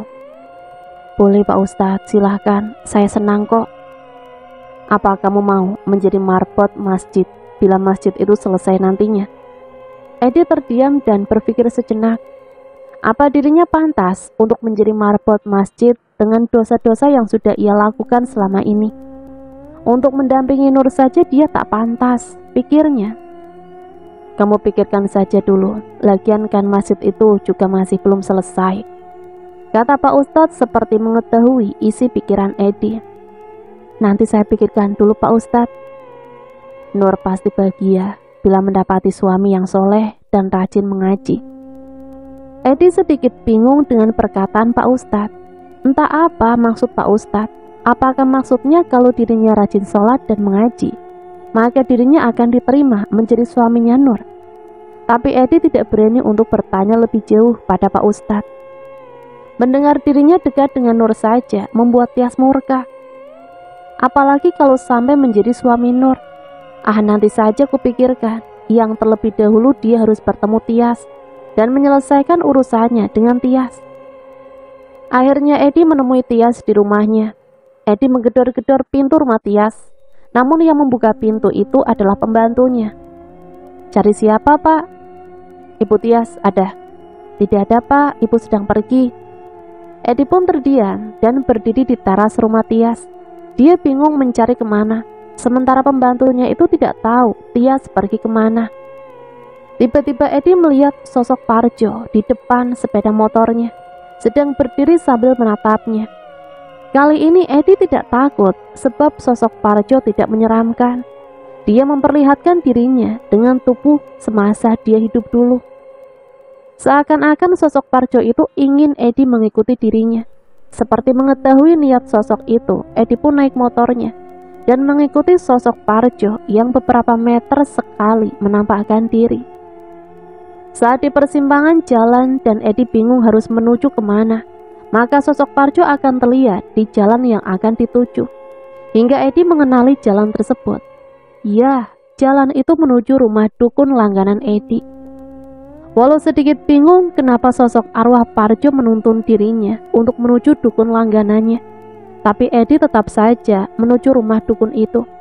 Dan benar saja, saat sampai di sana, sosok arwah Parjo sudah berdiri di depan rumah si dukun. Edi pun turun dari motornya. Dia masih melihat arwah Parjo dengan baju koko putih dan celana panjang berwarna hitam. Edi berjalan di hadapan arwah Parjo dan melewatinya. Parjo hanya melihat Edi. Walau ada rasa takut di diri Edi, namun Edi tetap memberanikan diri. untuk melewati arwah Parjo. Edi kemudian mengetuk pintu dukun itu. Tidak ada jawaban dari dalam rumah. Sesekali Edi melirik Parjo, dan Parjo masih berdiri tegak di belakang Edi. "Bah, bah!" Edi memanggil dukun itu. Saat dilirik ke belakang, memastikan kalau arwah Parjo masih di situ atau tidak. Tiba-tiba arwah Parjo sudah tidak ada di tempatnya tadi berdiri. Edi terus saja mengetuk pintu rumah si dukun.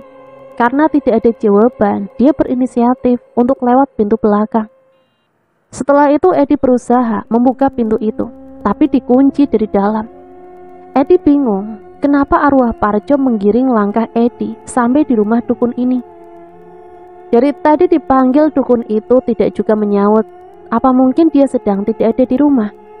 Lalu kenapa arwah Parjo menggiring dia untuk ke sini? Edi pun mencoba untuk mengintip dari jendela yang tertutup, namun masih ada celah untuk Edi mengintip. Saat diintip, tidak terlihat dengan jelas yang ada di dalam kamar itu. Suasana temaram, tapi Edi melihat arwah Parjo berdiri di dalam kamar itu. Dia melihat dengan jelas sebab arwah Parjo mengenakan pakaian putih. Karena penasaran, Edi pun mencoba mendobrak pintu si dukun. Setelah berhasil didobrak, Edi langsung menuju kamar si dukun. Dan ternyata Edi melihat si dukun terkapar di atas lantai. Karena temaram, Edi membuka jendela kamar agar lebih terang. Betapa terkejutnya Edi melihat kondisi tubuh si dukun yang terbakar. Tubuh dukun itu memerah dan mengelupas. Terdapat luka bakar di sekujur tubuhnya, yang sangat terlihat jelas bagian dadanya dan wajahnya yang hampir hangus terbakar. Saat dicek oleh Edi, dukun itu sudah tidak bernafas lagi, tapi tubuhnya sangat panas saat disentuh oleh Edi. Kondisi kamarnya juga berantakan dan ada bekas gosong di setiap sudut kamar itu. Sementara di rumah Nur, suara pintu Nur diketuk oleh seseorang. Saat dibuka oleh Nur, dia melihat seseorang berdiri di depan pintunya dengan keadaan wajah panik. "Mas, ini siapa?" tanya Nur pada orang itu. Pak Ustadz Mbak."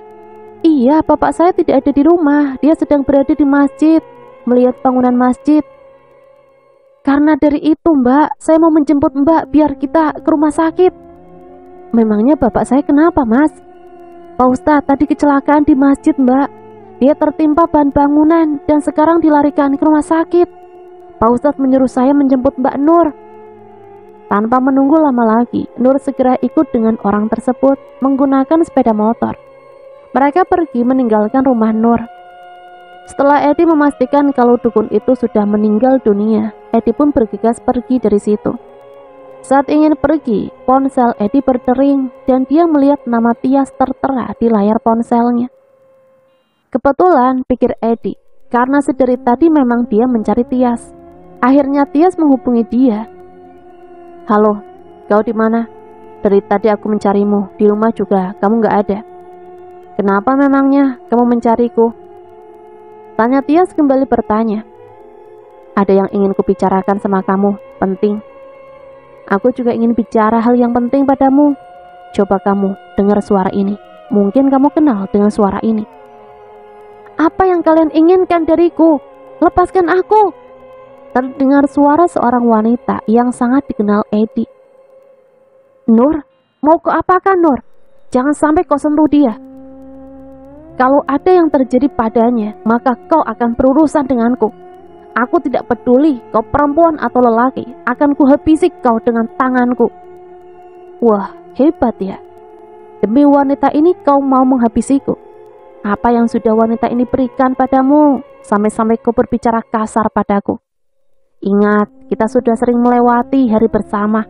Apa kau sudah lupa rasa tubuhku?" "Diam kau, jangan sentuh Nur. Dia tidak bersalah dan dia tidak tahu apa-apa," balas Edi dengan suara membentak. "Karena dengan ilmu gaib dia tidak bisa dibunuh, terpaksa aku menggunakan kedua tanganku untuk menghabisi wanita pujaanmu ini." "Apa maumu sebenarnya?" "Aku tidak ingin muluk-muluk, Ed. Aku cuma ingin memiliki dirimu seutuhnya. Datanglah ke sini agar kau bisa menyelamatkan wanita pujaanmu ini. Aku harus kemana? Tias pun mengatakan alamat yang harus dituju oleh Eddie.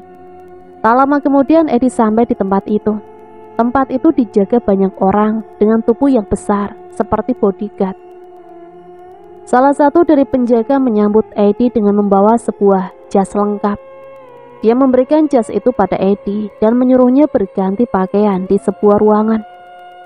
Setelah selesai berganti pakaian, Eddie dibawa ke sebuah ruangan. Di ruangan itu terdapat Tias dengan mengenakan pakaian kebaya. Dia terlihat rapi dan telah duduk di hadapan seseorang seperti penghulu. Eddie berupahan kalau Tias ingin menikah dengan dirinya. Dia sudah mempersiapkan segalanya. Eddie berdiri melihat Tias yang duduk berhadapan dengan seorang penghulu. Sini, duduk di sebelahku sayang. Eddie masih mematung, terdiam memandangi sekitar. Tias pun berdiri dan mendekati Eddie. Tias memperlihatkan sebuah rekaman video yang memperlihatkan Nur disekap dengan kaki dan tangan terikat. Lalu tubuhnya tergantung beberapa meter di atas lantai. Nur berteriak-teriak meminta tolong. Melihat video itu Eddie menjadi emosi. Namun dia tidak bisa berbuat apa-apa. Kalau dia melawan, pasti Tias akan menyakiti Nur hanya dengan satu perintah saja.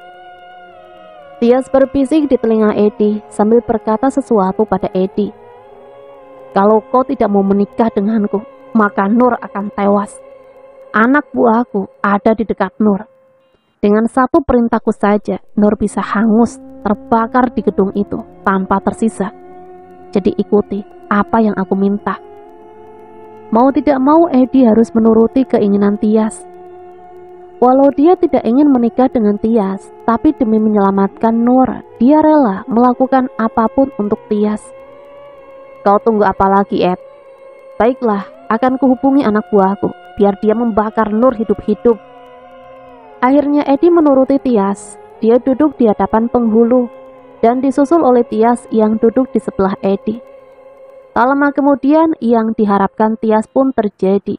Dia resmi menikah dengan Eddie. Sementara Eddie meneteskan air mata saat ijab kabul telah selesai. Terlintas di pikirannya wajah Nur yang tersenyum manis. Ini dia telah menjadi suami Tias.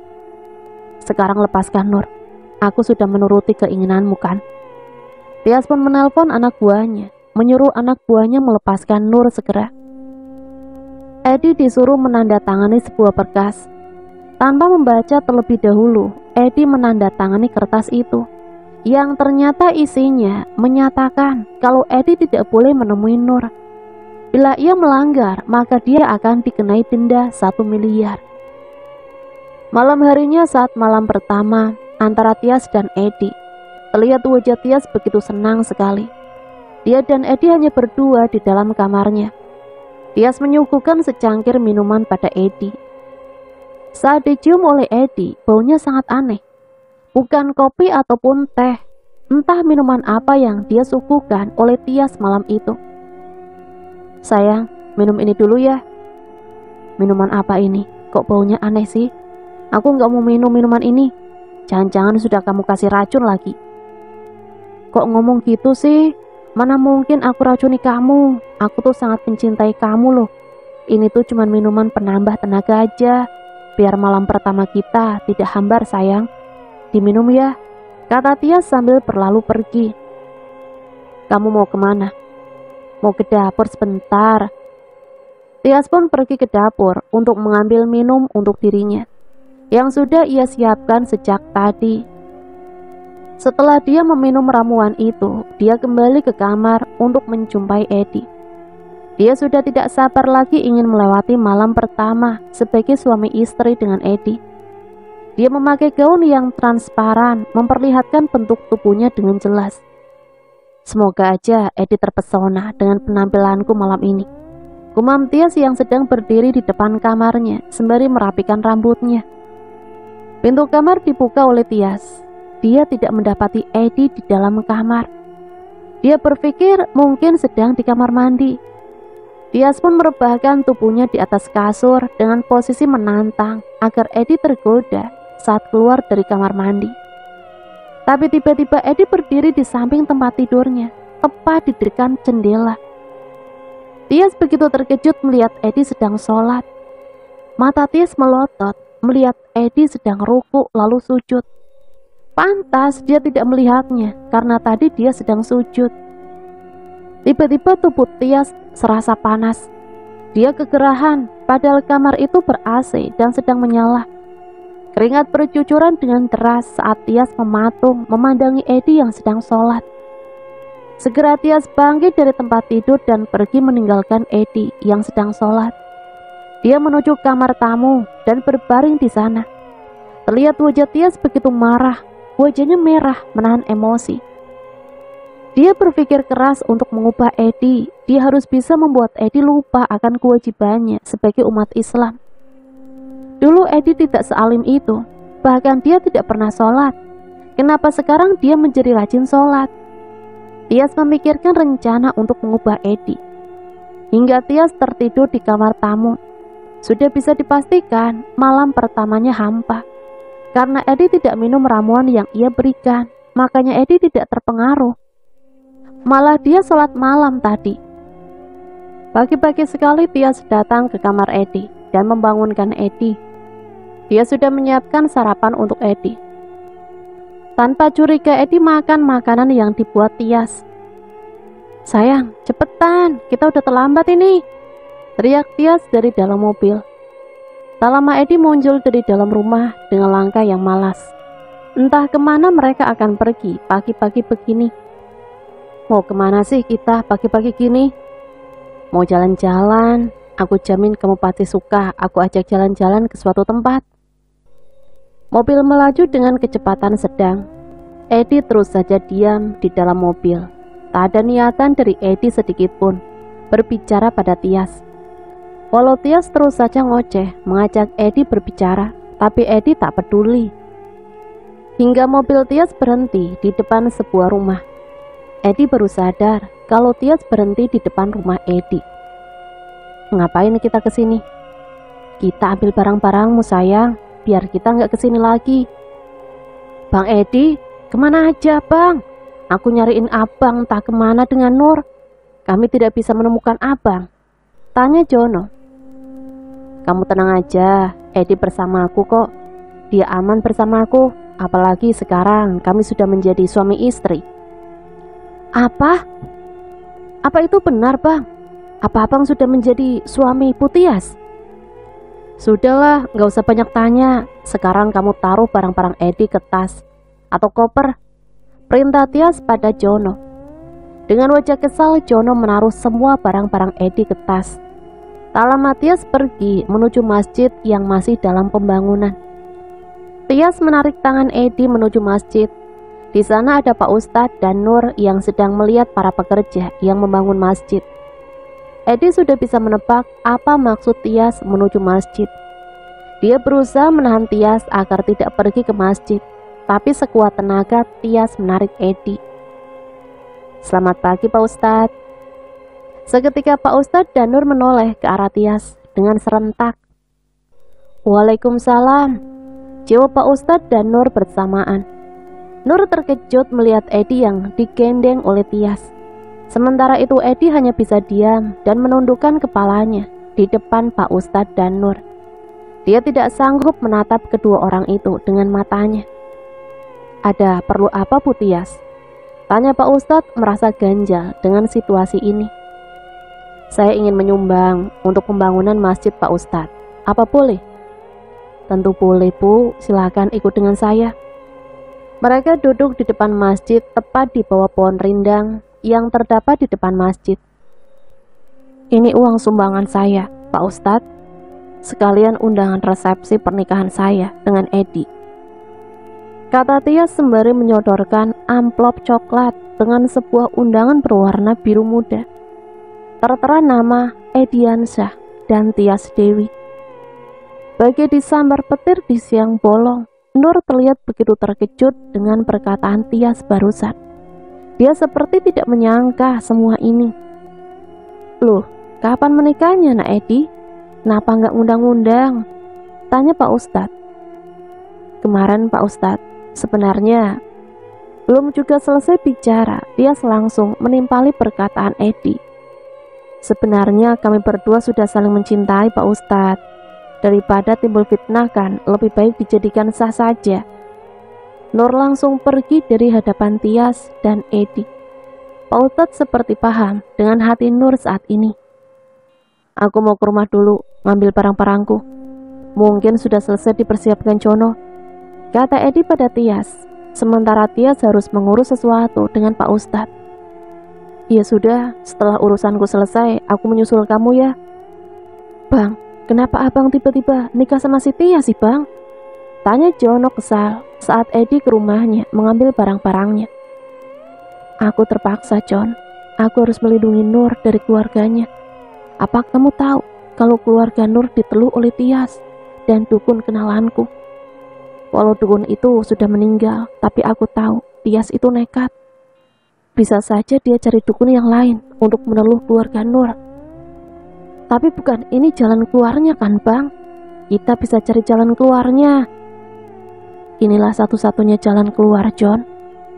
Apa abang tahu kalau Nur mencintai abang? Dia sangat khawatir pada abang. Beberapa hari ini kami mencari abang. Kami takut abang kenapa-napa. Bahkan Nur bercerita kalau dia akan menjadikan abang jadi calon suaminya. Sebab dia sudah sholat iktiharo untuk meyakinkan dirinya bang. Edi terduduk lesu saat mendengar kata-kata Jono. Pantas tadi terlihat wajah Nur sangat terkejut. Terlihat jelas dia kecewa pada Edi. Itu makanya tadi Nur pergi begitu saja. Temuilah Nur sekali saja bang. Kasihan dia, tidak ada kejelasan dari abang. Tapi bagaimana caranya John? Aku sudah terikat dengan Tias.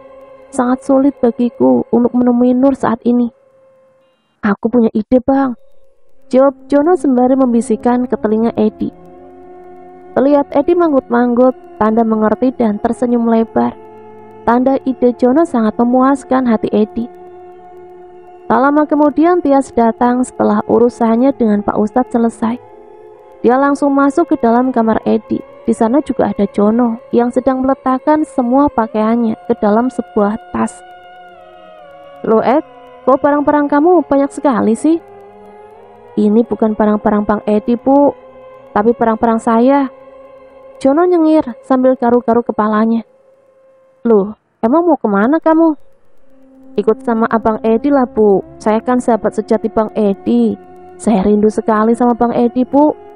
Tadi saya minta untuk tinggal sama Bang Edi. Bang Edi bolehin bu. Nggak ada. Edi, mana boleh Jono tinggal dengan kita? Emangnya dia siapa Ed? Maaf ya, Jono ini sudah seperti saudaraku. Aku cuma punya Jono di dunia ini. Kalau kamu nggak setuju Jono tinggal bersama kita, ya udah, aku juga nggak mau tinggal di rumahmu. Kita tinggal di sini saja. Lagian aku kan suamimu, jadi kamu sudah harus tinggal di rumah suamimu. Tias terlihat diam sejenak. Sepertinya dia berpikir tentang keinginan Edi yang sangat tidak disetujui oleh Tias. Tapi Tias setuju dengan keinginan Edi. Daripada dia harus tinggal di rumah Edi yang sempit dan bau. Ya sudah, Jono boleh tinggal di rumah kita, asal dia nggak ngerepotin aku nantinya. Oke Bu Tias, terima kasih ya Bu. Akhirnya saya berkesempatan tinggal di rumah mewah juga, kata Jono sembari meraih tangan Tias, lalu menciumi tangan Tias. Namun segera ditarik Tias setelah Jono mencium tangannya. Udah, jijik aku, kamu ciumi gitu, kata Tias ketus. Akhirnya Jono tinggal bersama Edi dan juga Tias. Dia merasa sangat senang, selain dia akan membantu Edi untuk terbebas dari Tias. Dia juga punya misi penting dari Nur untuk dikerjakan oleh Jono. Iya, sebelum Jono berangkat dengan Edi menuju rumah Tias, Nur sempat menelpon Jono. Dia beranggapan bahwa Edi diselimuti oleh asap hitam. Asap hitam berada di dalam tubuh Edi. Nur merasa ada yang tidak beres di diri Edi. Jadi Nur meminta tolong pada Jono untuk memastikan Edi selalu menjalankan sholat 5 waktu. agar aura hitam itu pergi dari diri Eddie. Hingga malam tiba, Jono ingin mengajak Eddie untuk melaksanakan sholat berjamaah. Tapi saat tiba di depan kamar Eddie, dia mendengar suara yang aneh sekali dari dalam kamar Eddie. Jono sedikit ragu ingin masuk ke kamar Eddie. Dia takut kalau Eddie sedang melaksanakan tugasnya sebagai seorang suami. Tapi karena penasaran, Jono membuka sedikit pintu kamar Eddie yang kebetulan tidak terkunci. Masa iya lagi melakukan hal itu tapi Tias tidak mengunci pintu, pikir Jono. Dia membuka sedikit pintu dengan perlahan. Astagfirullahaladzim. Jono beristighfar dalam hati. Dia melihat Tias sedang menari-nari mengelilingi Eddie yang sedang tergeletak di lantai. Sesekali terlihat Tias seperti menghirup asap putih dari mulut Eddie. Asap itu keluar dari mulut Eddie lalu masuk ke dalam mulut Tias. Jono melihat dengan jelas asap hitam mengelilingi tubuh Eddie. Entah dari mana datangnya asap itu. Yang pasti Eddie hanya terdiam melihat Tias yang menari-nari mengelilinginya. Karena terkejut dan takut, Jono tidak sengaja mendorong pintu kamar sehingga bersuara. Tias langsung menoleh ke arah pintu secepat kilat. Jono menyingkir dan merangkak perlahan meninggalkan kamar Tias. Jono masuk ke kamarnya dan menutup rapat pintu kamarnya. Sementara itu Tias memeriksa keluar kamar. Dia tidak mendapati siapapun di sana. Dia berpikir mungkin tadi pintunya tertiup angin. Tias pun kembali masuk ke dalam kamar lalu mengunci pintu kamarnya. Hingga pagi Jono tidak bisa tertidur. Dia sangat khawatir dengan keadaan Eddie. Lalu dia mencoba menghubungi Nur. Saat Nur mengangkat telepon dari Jono, dia terkejut. Nur menyarankan agar Jono melihat kondisi Eddie sekarang juga. Tapi Jono bilang kalau pintunya sudah dikunci dari dalam. Mungkin besok pagi baru dia bisa cek kondisi Eddie. Setelah pagi menjelang, Jono buru-buru keluar kamar. Dia melihat makanan sudah tersaji di meja makan. Saat Jono ingin menyantap makanan itu, dia teringat pesan Nur bahwa jangan memakan apapun dari rumah itu. Pagi John, sapa Eddie. Pagi bang, tumben lama bener abang bangunnya. Lagi tugas ya tadi malam. Ah, enggak kok. Aku ngerasa seluruh tubuhku capek sekali. Entah kenapa aku seperti ini, John. Biasanya walau aku kerja nguli sampai sore juga tubuhku tidak selemas ini. Bu Tias mana bang? Lagi ke rumah saudaranya, jenguk anaknya John. Pagi-pagi sekali dia sudah pergi. Jangan dimakan bang, teriak Jono saat Eddie ingin menyantap makanan yang ada di atas meja. Kenapa John? Kata Mbak Nur kita nggak boleh makan makanan yang disediakan Tias karena sudah ditaruh guna-guna. Untung kamu kasih tahu aku John. Bang, ku tengok-tengok kayaknya abang udah kena sama si Tias itu deh. Lain kali ku tengok muka sama tubuh abang terlihat semakin tua aja bang. Wajah abang gak bercahaya lagi. Padahal kan umur abang masih 28, kayak umur 45 tahu bang. Masa sih John? Kata Eddie sembari berkaca. Benar saja, wajah Eddie terlihat sangat lebih tua dari usia aslinya. Tadi malam aku lihat si Tias itu kayak menarik sesuatu dari tubuh abang. Sambil nari-nari pula itu. Kayaknya dia ambil aura yang ada di diri abang deh. Kayak yang dibilang Nur itu. Nur? Emang Nur bilang apa sama kamu John? Abang aja yang tanya langsung sama Nur. Gimana caranya John? Mana bisa aku keluar sembarangan dari rumah ini? Nah itulah, untungnya ada Jono di sini. Tidak usah pikirkan itu bang, aman sama Jono. Aku ada ide, ntar malam kita laksanakan rencanaku, oke? Oke lah, sekarang kita pesan makan aja John untuk sarapan. Emang ada uangnya bang? Abang kan udah gak ada uang setelah membantu Pak Ustadz keluar dari penjara bang. Kalau masalah uang gak usah takut, tiap hari aku dikasih 5 juta sama Tias. Entah untuk apa semua uang ini. Dulu aku gak ada uang. Tapi sekarang begitu banyak uang, aku bingung mau kuapakan John.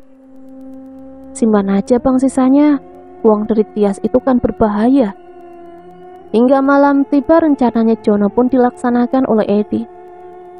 Karena Tias tidak suka melihat Edi sholat, jadinya Edi sholat di kamar. Sengaja Edi sholat di depan tempat tidur agar terlihat oleh Tias. Saat Tias masuk, dia merasakan tubuhnya sangat panas. Tias bingung kenapa Edi sholat malam ini. Padahal dia sudah menyiapkan sarapan untuk disantap Edi tadi pagi. Apa sudah tidak ampuh lagi umpan yang dia kasih? Pikir Tias. Tias pun tidak sanggup berlama-lama di kamar itu. Tubuhnya terasa panas dan keringat bercucuran dari tubuhnya. Tias pun memilih tidur di kamar lain. Sementara saat melihat Tias keluar, John masuk ke dalam kamar Edi. Ternyata benar, kata Edi, kalau Tias tidak bisa melihat orang sholat di rumahnya. Setelah Jono masuk, dia menunggu Edi selesai sholat. Setelah selesai sholat, Jono menggunakan pakaian Edi. Ingat John, kamu pura-pura tidur ya, dan jangan bangun atau bersuara, nanti ketahuan oleh Tias kalau kau bersuara. Aman itu bang, tapi abang jangan lama-lama ya, takutnya nanti Tias masuk ke kamar ini pula. Biasanya sih Tias nggak masuk lagi John, sampai pagi dia di kamar tamu, tapi yang nggak tahu kalau dia mau minta jatah, ucap Edi sambil tertawa.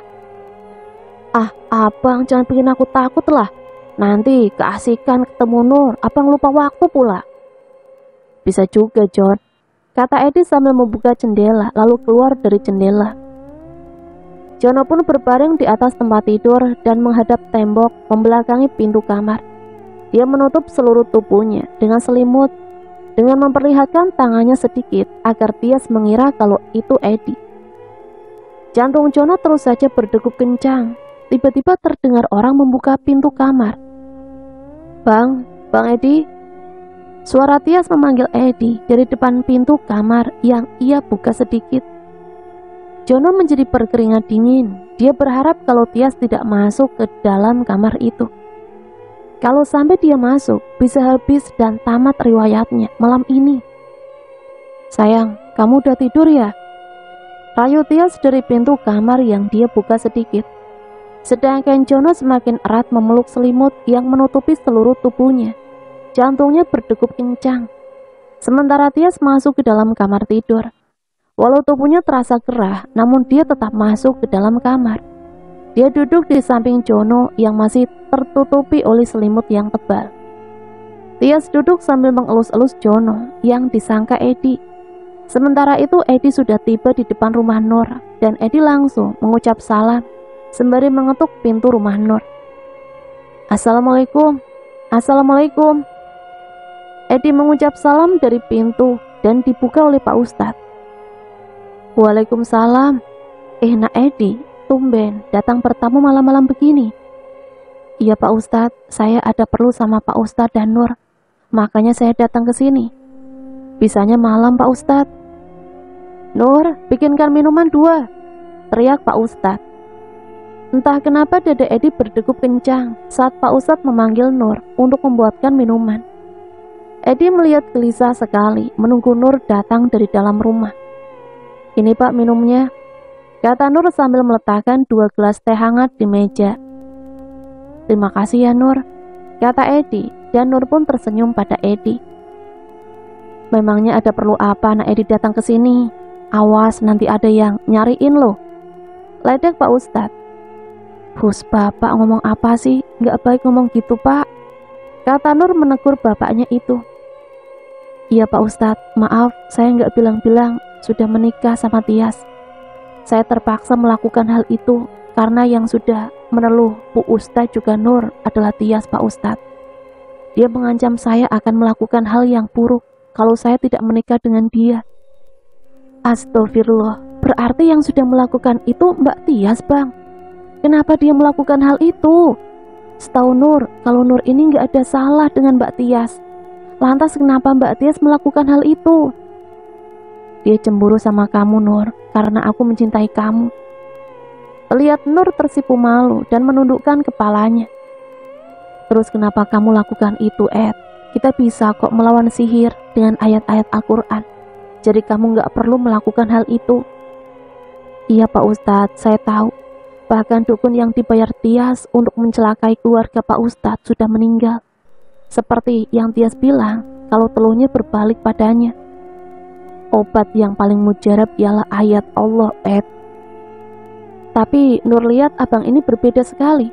Abang terlihat semakin kurus dan lemas. Apa abang sedang sakit? Tanya Nur pura-pura tidak tahu. Abang juga nggak tahu, Nur. Kata Jono, tadi malam Tias menari-nari mengelilingiku. Setelah itu dia seperti menghirup sesuatu dari tubuhku. Astaghfirullahalazim. Pantas dari tadi saya merasa ada yang aneh di diri kamu, Edi. Iya Pak Ustadz, maka dari itu saya datang ke sini ingin bertanya hal ini pada Pak Ustadz. Saya mau minta tolong agar saya terbebas dari jerat Tias, Pak Ustadz. Saya merasa lemas sekali setiap kali berhubungan dengan Tias. Sepertinya tenaga saya itu diserap habis. Kalau menurut Nur, abang memang dimanfaatkan oleh Tias untuk ilmu awet muda, Bang. Kok kamu bisa bilang begitu, Nur? Apa kamu tahu sesuatu yang tak ku ketahui? Kalau memang anggapanku ini benar, abang tunggu sebentar ya, Nur mau kasih abang sesuatu. Kata Nur sambil pergi masuk ke dalam rumahnya. Tak lama kemudian Nur keluar dan membawa sesuatu dari dalam. Dia meletakkan sebuah benda terbungkus kain putih di atas meja. Benda apa ini, Nur? Ini kitab untuk abang baca sebelum tidur. Jangan lupa abang sholat 5 waktu. Insya Allah sihir tidak akan bisa menyentuh abang. Terima kasih ya Nur. Nur sudah peduli sama abang. Sebenarnya Nur mau ngasih kitab ini sama abang, tapi belum ada waktu aja. Nur nggak mau buat Mbak Tias marah dan semakin cemburu. Ya sudah, sebaiknya saya pergi dulu. Tapi Pak Ustadz, apa boleh saya bicara tentang hal pribadi pada Nur? Boleh saja, tapi jangan lama-lama ya. Jawab Pak Ustadz sambil pergi, meninggalkan Edi dan Nur berdua. Abang mau tanya, apa benar Nur mencintai abang? Nur hanya diam mendengar perkataan Edi. Maaf bang, tapi sekarang abang kan sudah menjadi suami Mbak Tias. Walaupun Nur suka sama abang, tapi Nur nggak mau merusak rumah tangga orang. Abang akan secepatnya meninggalkan Tias, karena abang cintanya sama Nur, bukan sama Tias. Nur pun kembali terdiam sambil menunduk. Edi segera berpamitan pada Nur untuk pulang. Dia tidak mau kalau Jono sampai ketahuan oleh Tias.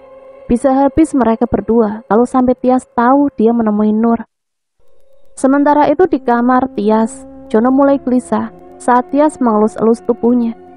Untung saja Jono tadi sempat memakai baju Edi, jadi tidak akan ketahuan kalau dari belakang.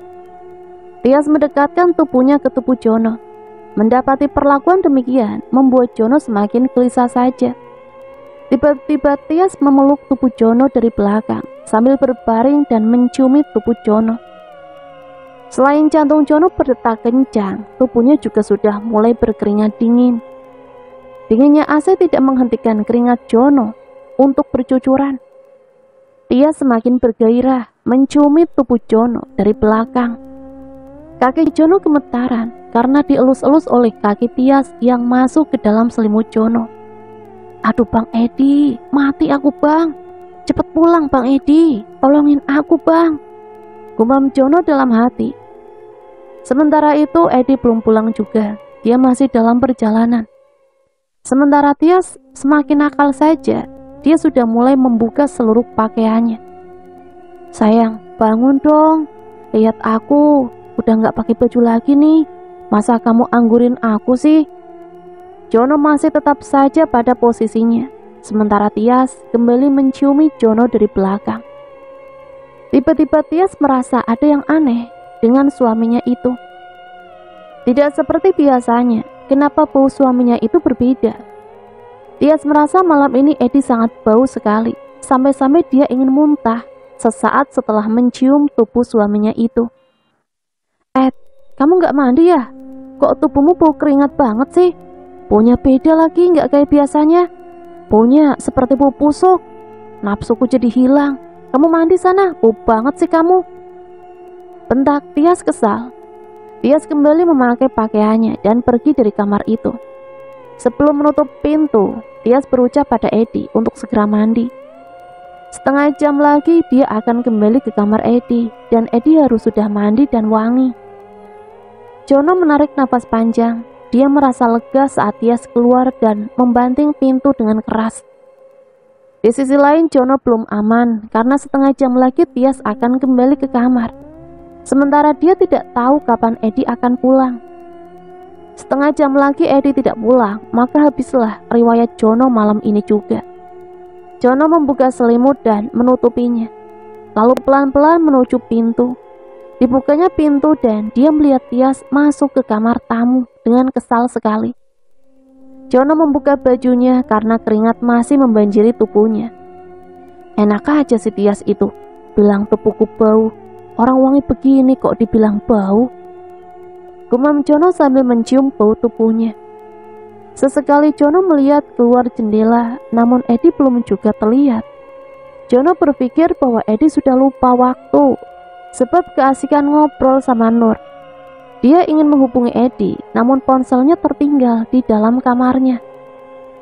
Kalau dia keluar kamar, takutnya nanti Tias tahu dan pasti lehernya akan dipenggal saat itu juga. Jam terus saja berputar, kini sudah 20 menit dari waktu yang diberikan oleh Tias. Jono mondar-mandir di depan jendela dan sesekali melihat keluar jendela. Dia melirik lagi jam di atas meja dan sudah 23 menit berlalu. Mampus aku, mampus. Bang Edi mana sih kok lama bener? Gumam Jono berbicara sendiri seperti orang gila. Dia kembali membuka pintu kamar dan melihat kamar Tias. Masih aman, karena kamar itu masih tertutup rapat. Lalu Jono kembali mondar-mandir. Dilihatnya jam sudah 25 menit. Jantungnya semakin berdegup kencang, merasa rohnya sudah separuh hilang dari raganya. Keringat yang tadi sudah mengering, kini kembali basah lagi. Dia semakin takut saja kalau Tias masuk ke kamar ini dan mendapati dirinya berada di dalam, bukan Edi. Sementara itu di kamar Tias, dia sedang mandi karena dia merasa tubuhnya sangat bau. Dia merasa aneh, kenapa kali ini Edi berbeda dan tubuhnya bau. Padahal dia selalu wangi, walau tampangnya sangar. Seperti malam-malam sebelumnya. Sebelum dia menghisap habis aura Edi, dia harus mandi kembang setaman dulu. Agar nanti sewaktu dia main dengan Edi, dia bisa dengan mudahnya menghirup auranya. Setelah mandi dan wangi, dia bergegas ke kamar Edi dan tak lupa dia memakai pakaian yang seksi dan menggoda. Sesekali dia menari-nari, memperagakan gerakan yang erotis. Setelah tiba di kamar Edi, dia langsung membuka pintu kamar Edi. Sayang, apa kamu sudah mandi seperti yang kupinta? Tapi Edi masih seperti posisinya yang tertidur membelakangi dirinya. Dan seluruh tubuhnya masih berbalut selimut tebal. Tias tidak suka dengan hal itu. Dia berpikir Edi pasti belum mandi. Padahal tadi dia sudah menyuruhnya untuk mandi.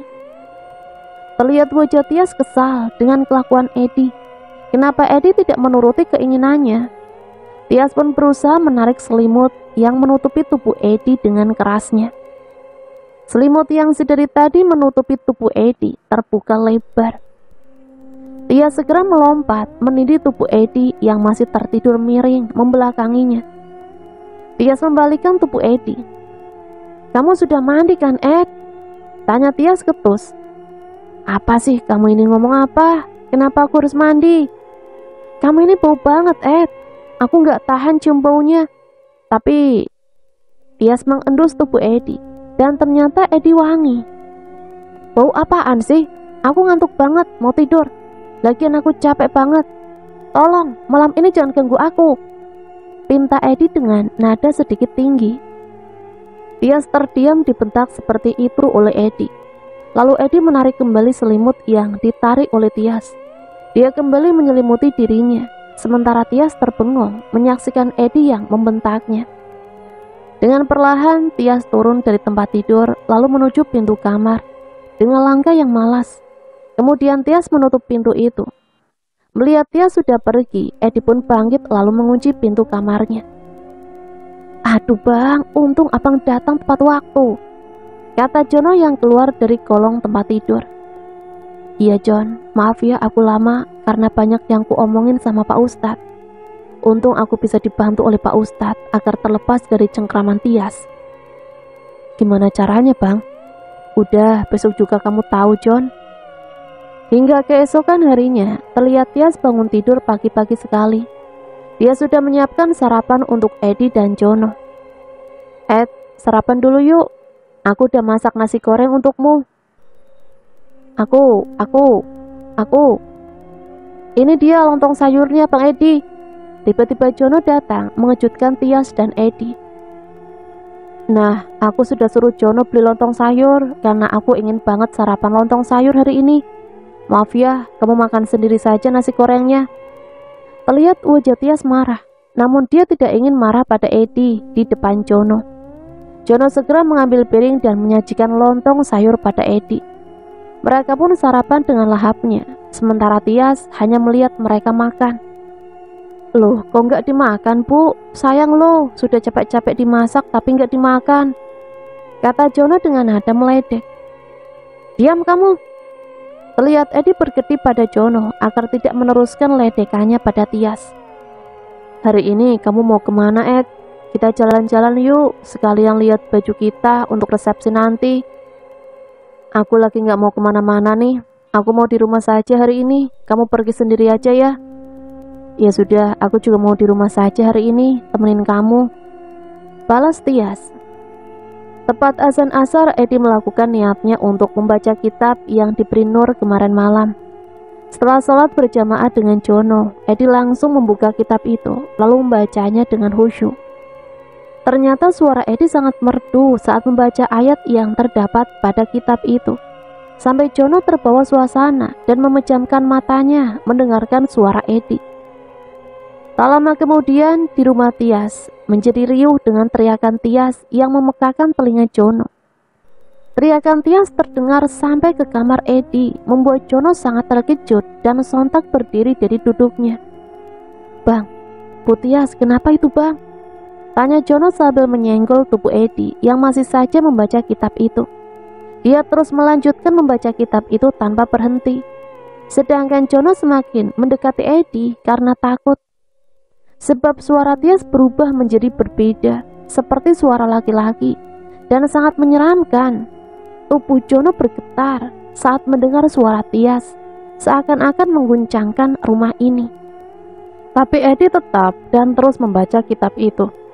Tak terusik atau terganggu sedikit pun, karena perintah Pak Ustadz bahwa dia tidak boleh berhenti membaca kitab itu, walau apapun yang terjadi, sampai kitab itu habis dibaca. Teriakan Tias menggema di rumah itu. Tiba-tiba saja rumah itu berguncang dengan sangat hebatnya, seperti terkena gempa saja. Disusul angin yang bertiup sangat kencang di dalam kamar Eddie. Jono semakin ketakutan, sampai-sampai dia berpegangan pada kaki tempat tidur sambil tertelungkup di lantai. Guncangan itu tidak membuat Eddie berhenti untuk membaca kitab itu. Walau suara teriakan Tias sangat keras sekali, bahkan sebagian rumah Tias runtuh, kaca-kaca yang terdapat di dalam rumah itu pecah berkeping-keping. Setelah Eddie selesai membaca kitab, dia pun menyusun kembali kitab itu dan membalutnya dengan kain putih. Eddie beranjak dari posisinya dan berjalan menuju kamar Tias. Karena suara teriakan tadi berasal dari kamar Tias. Saat sampai di sana, Eddie dan Jono sangat terkejut. Tubuh Tias berubah sangat mengerikan dengan kerutan di mana-mana. Ya, wajahnya berkerut seperti nenek-nenek yang berumur ratusan tahun. Rambutnya yang memutih dan tubuhnya yang berkerut serta wajahnya yang keriput. Tias terlihat tergeletak di lantai, tertimpa rak buku yang berada di kamarnya. Eddie memeriksa tubuh Tias yang sudah menjadi nenek-nenek tua. Eddie mendekati tubuh yang ringkih itu sembari memastikan kalau itu Tias dan dia masih hidup. Tapi semua berubah saat Eddie menyadari kalau Tias sudah meninggal. Jono bergidik ngeri melihat tubuh Tias yang berubah menjadi tua itu. Ish, rupanya udah tua Bu Tias ini bang. Sebenarnya dia belum setua itu John. Mungkin karena ilmu awet mudanya sudah luntur oleh lantunan ayat-ayat Al-Quran yang kubaca itu John. Ternyata benar kata Nur kalau Tias mendalami ilmu awet muda. Ish, serem kali ternyata bang. Maka dari itu kita patut bersyukur atas tubuh yang sempurna ini, John. Karena tua itu sudah pasti, John. Cepat atau lambat kita akan tua juga. Jadi jangan menyalahi kuasa Allah. Wah, bijak kali sekarang kau, Bang. Yaudah, kita lapor aja ke polisi, Bang, biar diurus sama polisi. Akhirnya Edi menjadi duda yang kaya raya. Tapi harta yang ia terima, dia sumbangkan semua untuk pembangunan masjid di desanya. Sedangkan dia bekerja menjadi marbot masjid, sementara sisa dari harta Tias menjadi milik anak Tias. Setelah Edi menjadi marbot dan Nur menjadi guru ngaji di masjid itu, akhirnya Edi memberanikan diri untuk melamar Nur di depan bapaknya. Alhamdulillah Nur menerima Edi menjadi suaminya dan menerima Edi apa adanya. Edi dan Nur hidup bahagia walau sederhana. Sementara Jono membantu Edi menjadi marbot masjid. Dia dan Jono tidak menyangka dari hidup yang penuh nista ini menjadi alim berkat tuntunan Pak Ustadz dan istrinya Nur. Dan cerita selesai sampai di sini. Semoga cerita ini bisa kita ambil pembelajarannya ya. Ambil positif dan buang negatifnya. Sampai di sini saya pamit undur diri. Mohon maaf apabila banyak salah kata. Akhirul kalam, wassalamualaikum warahmatullahi wabarakatuh.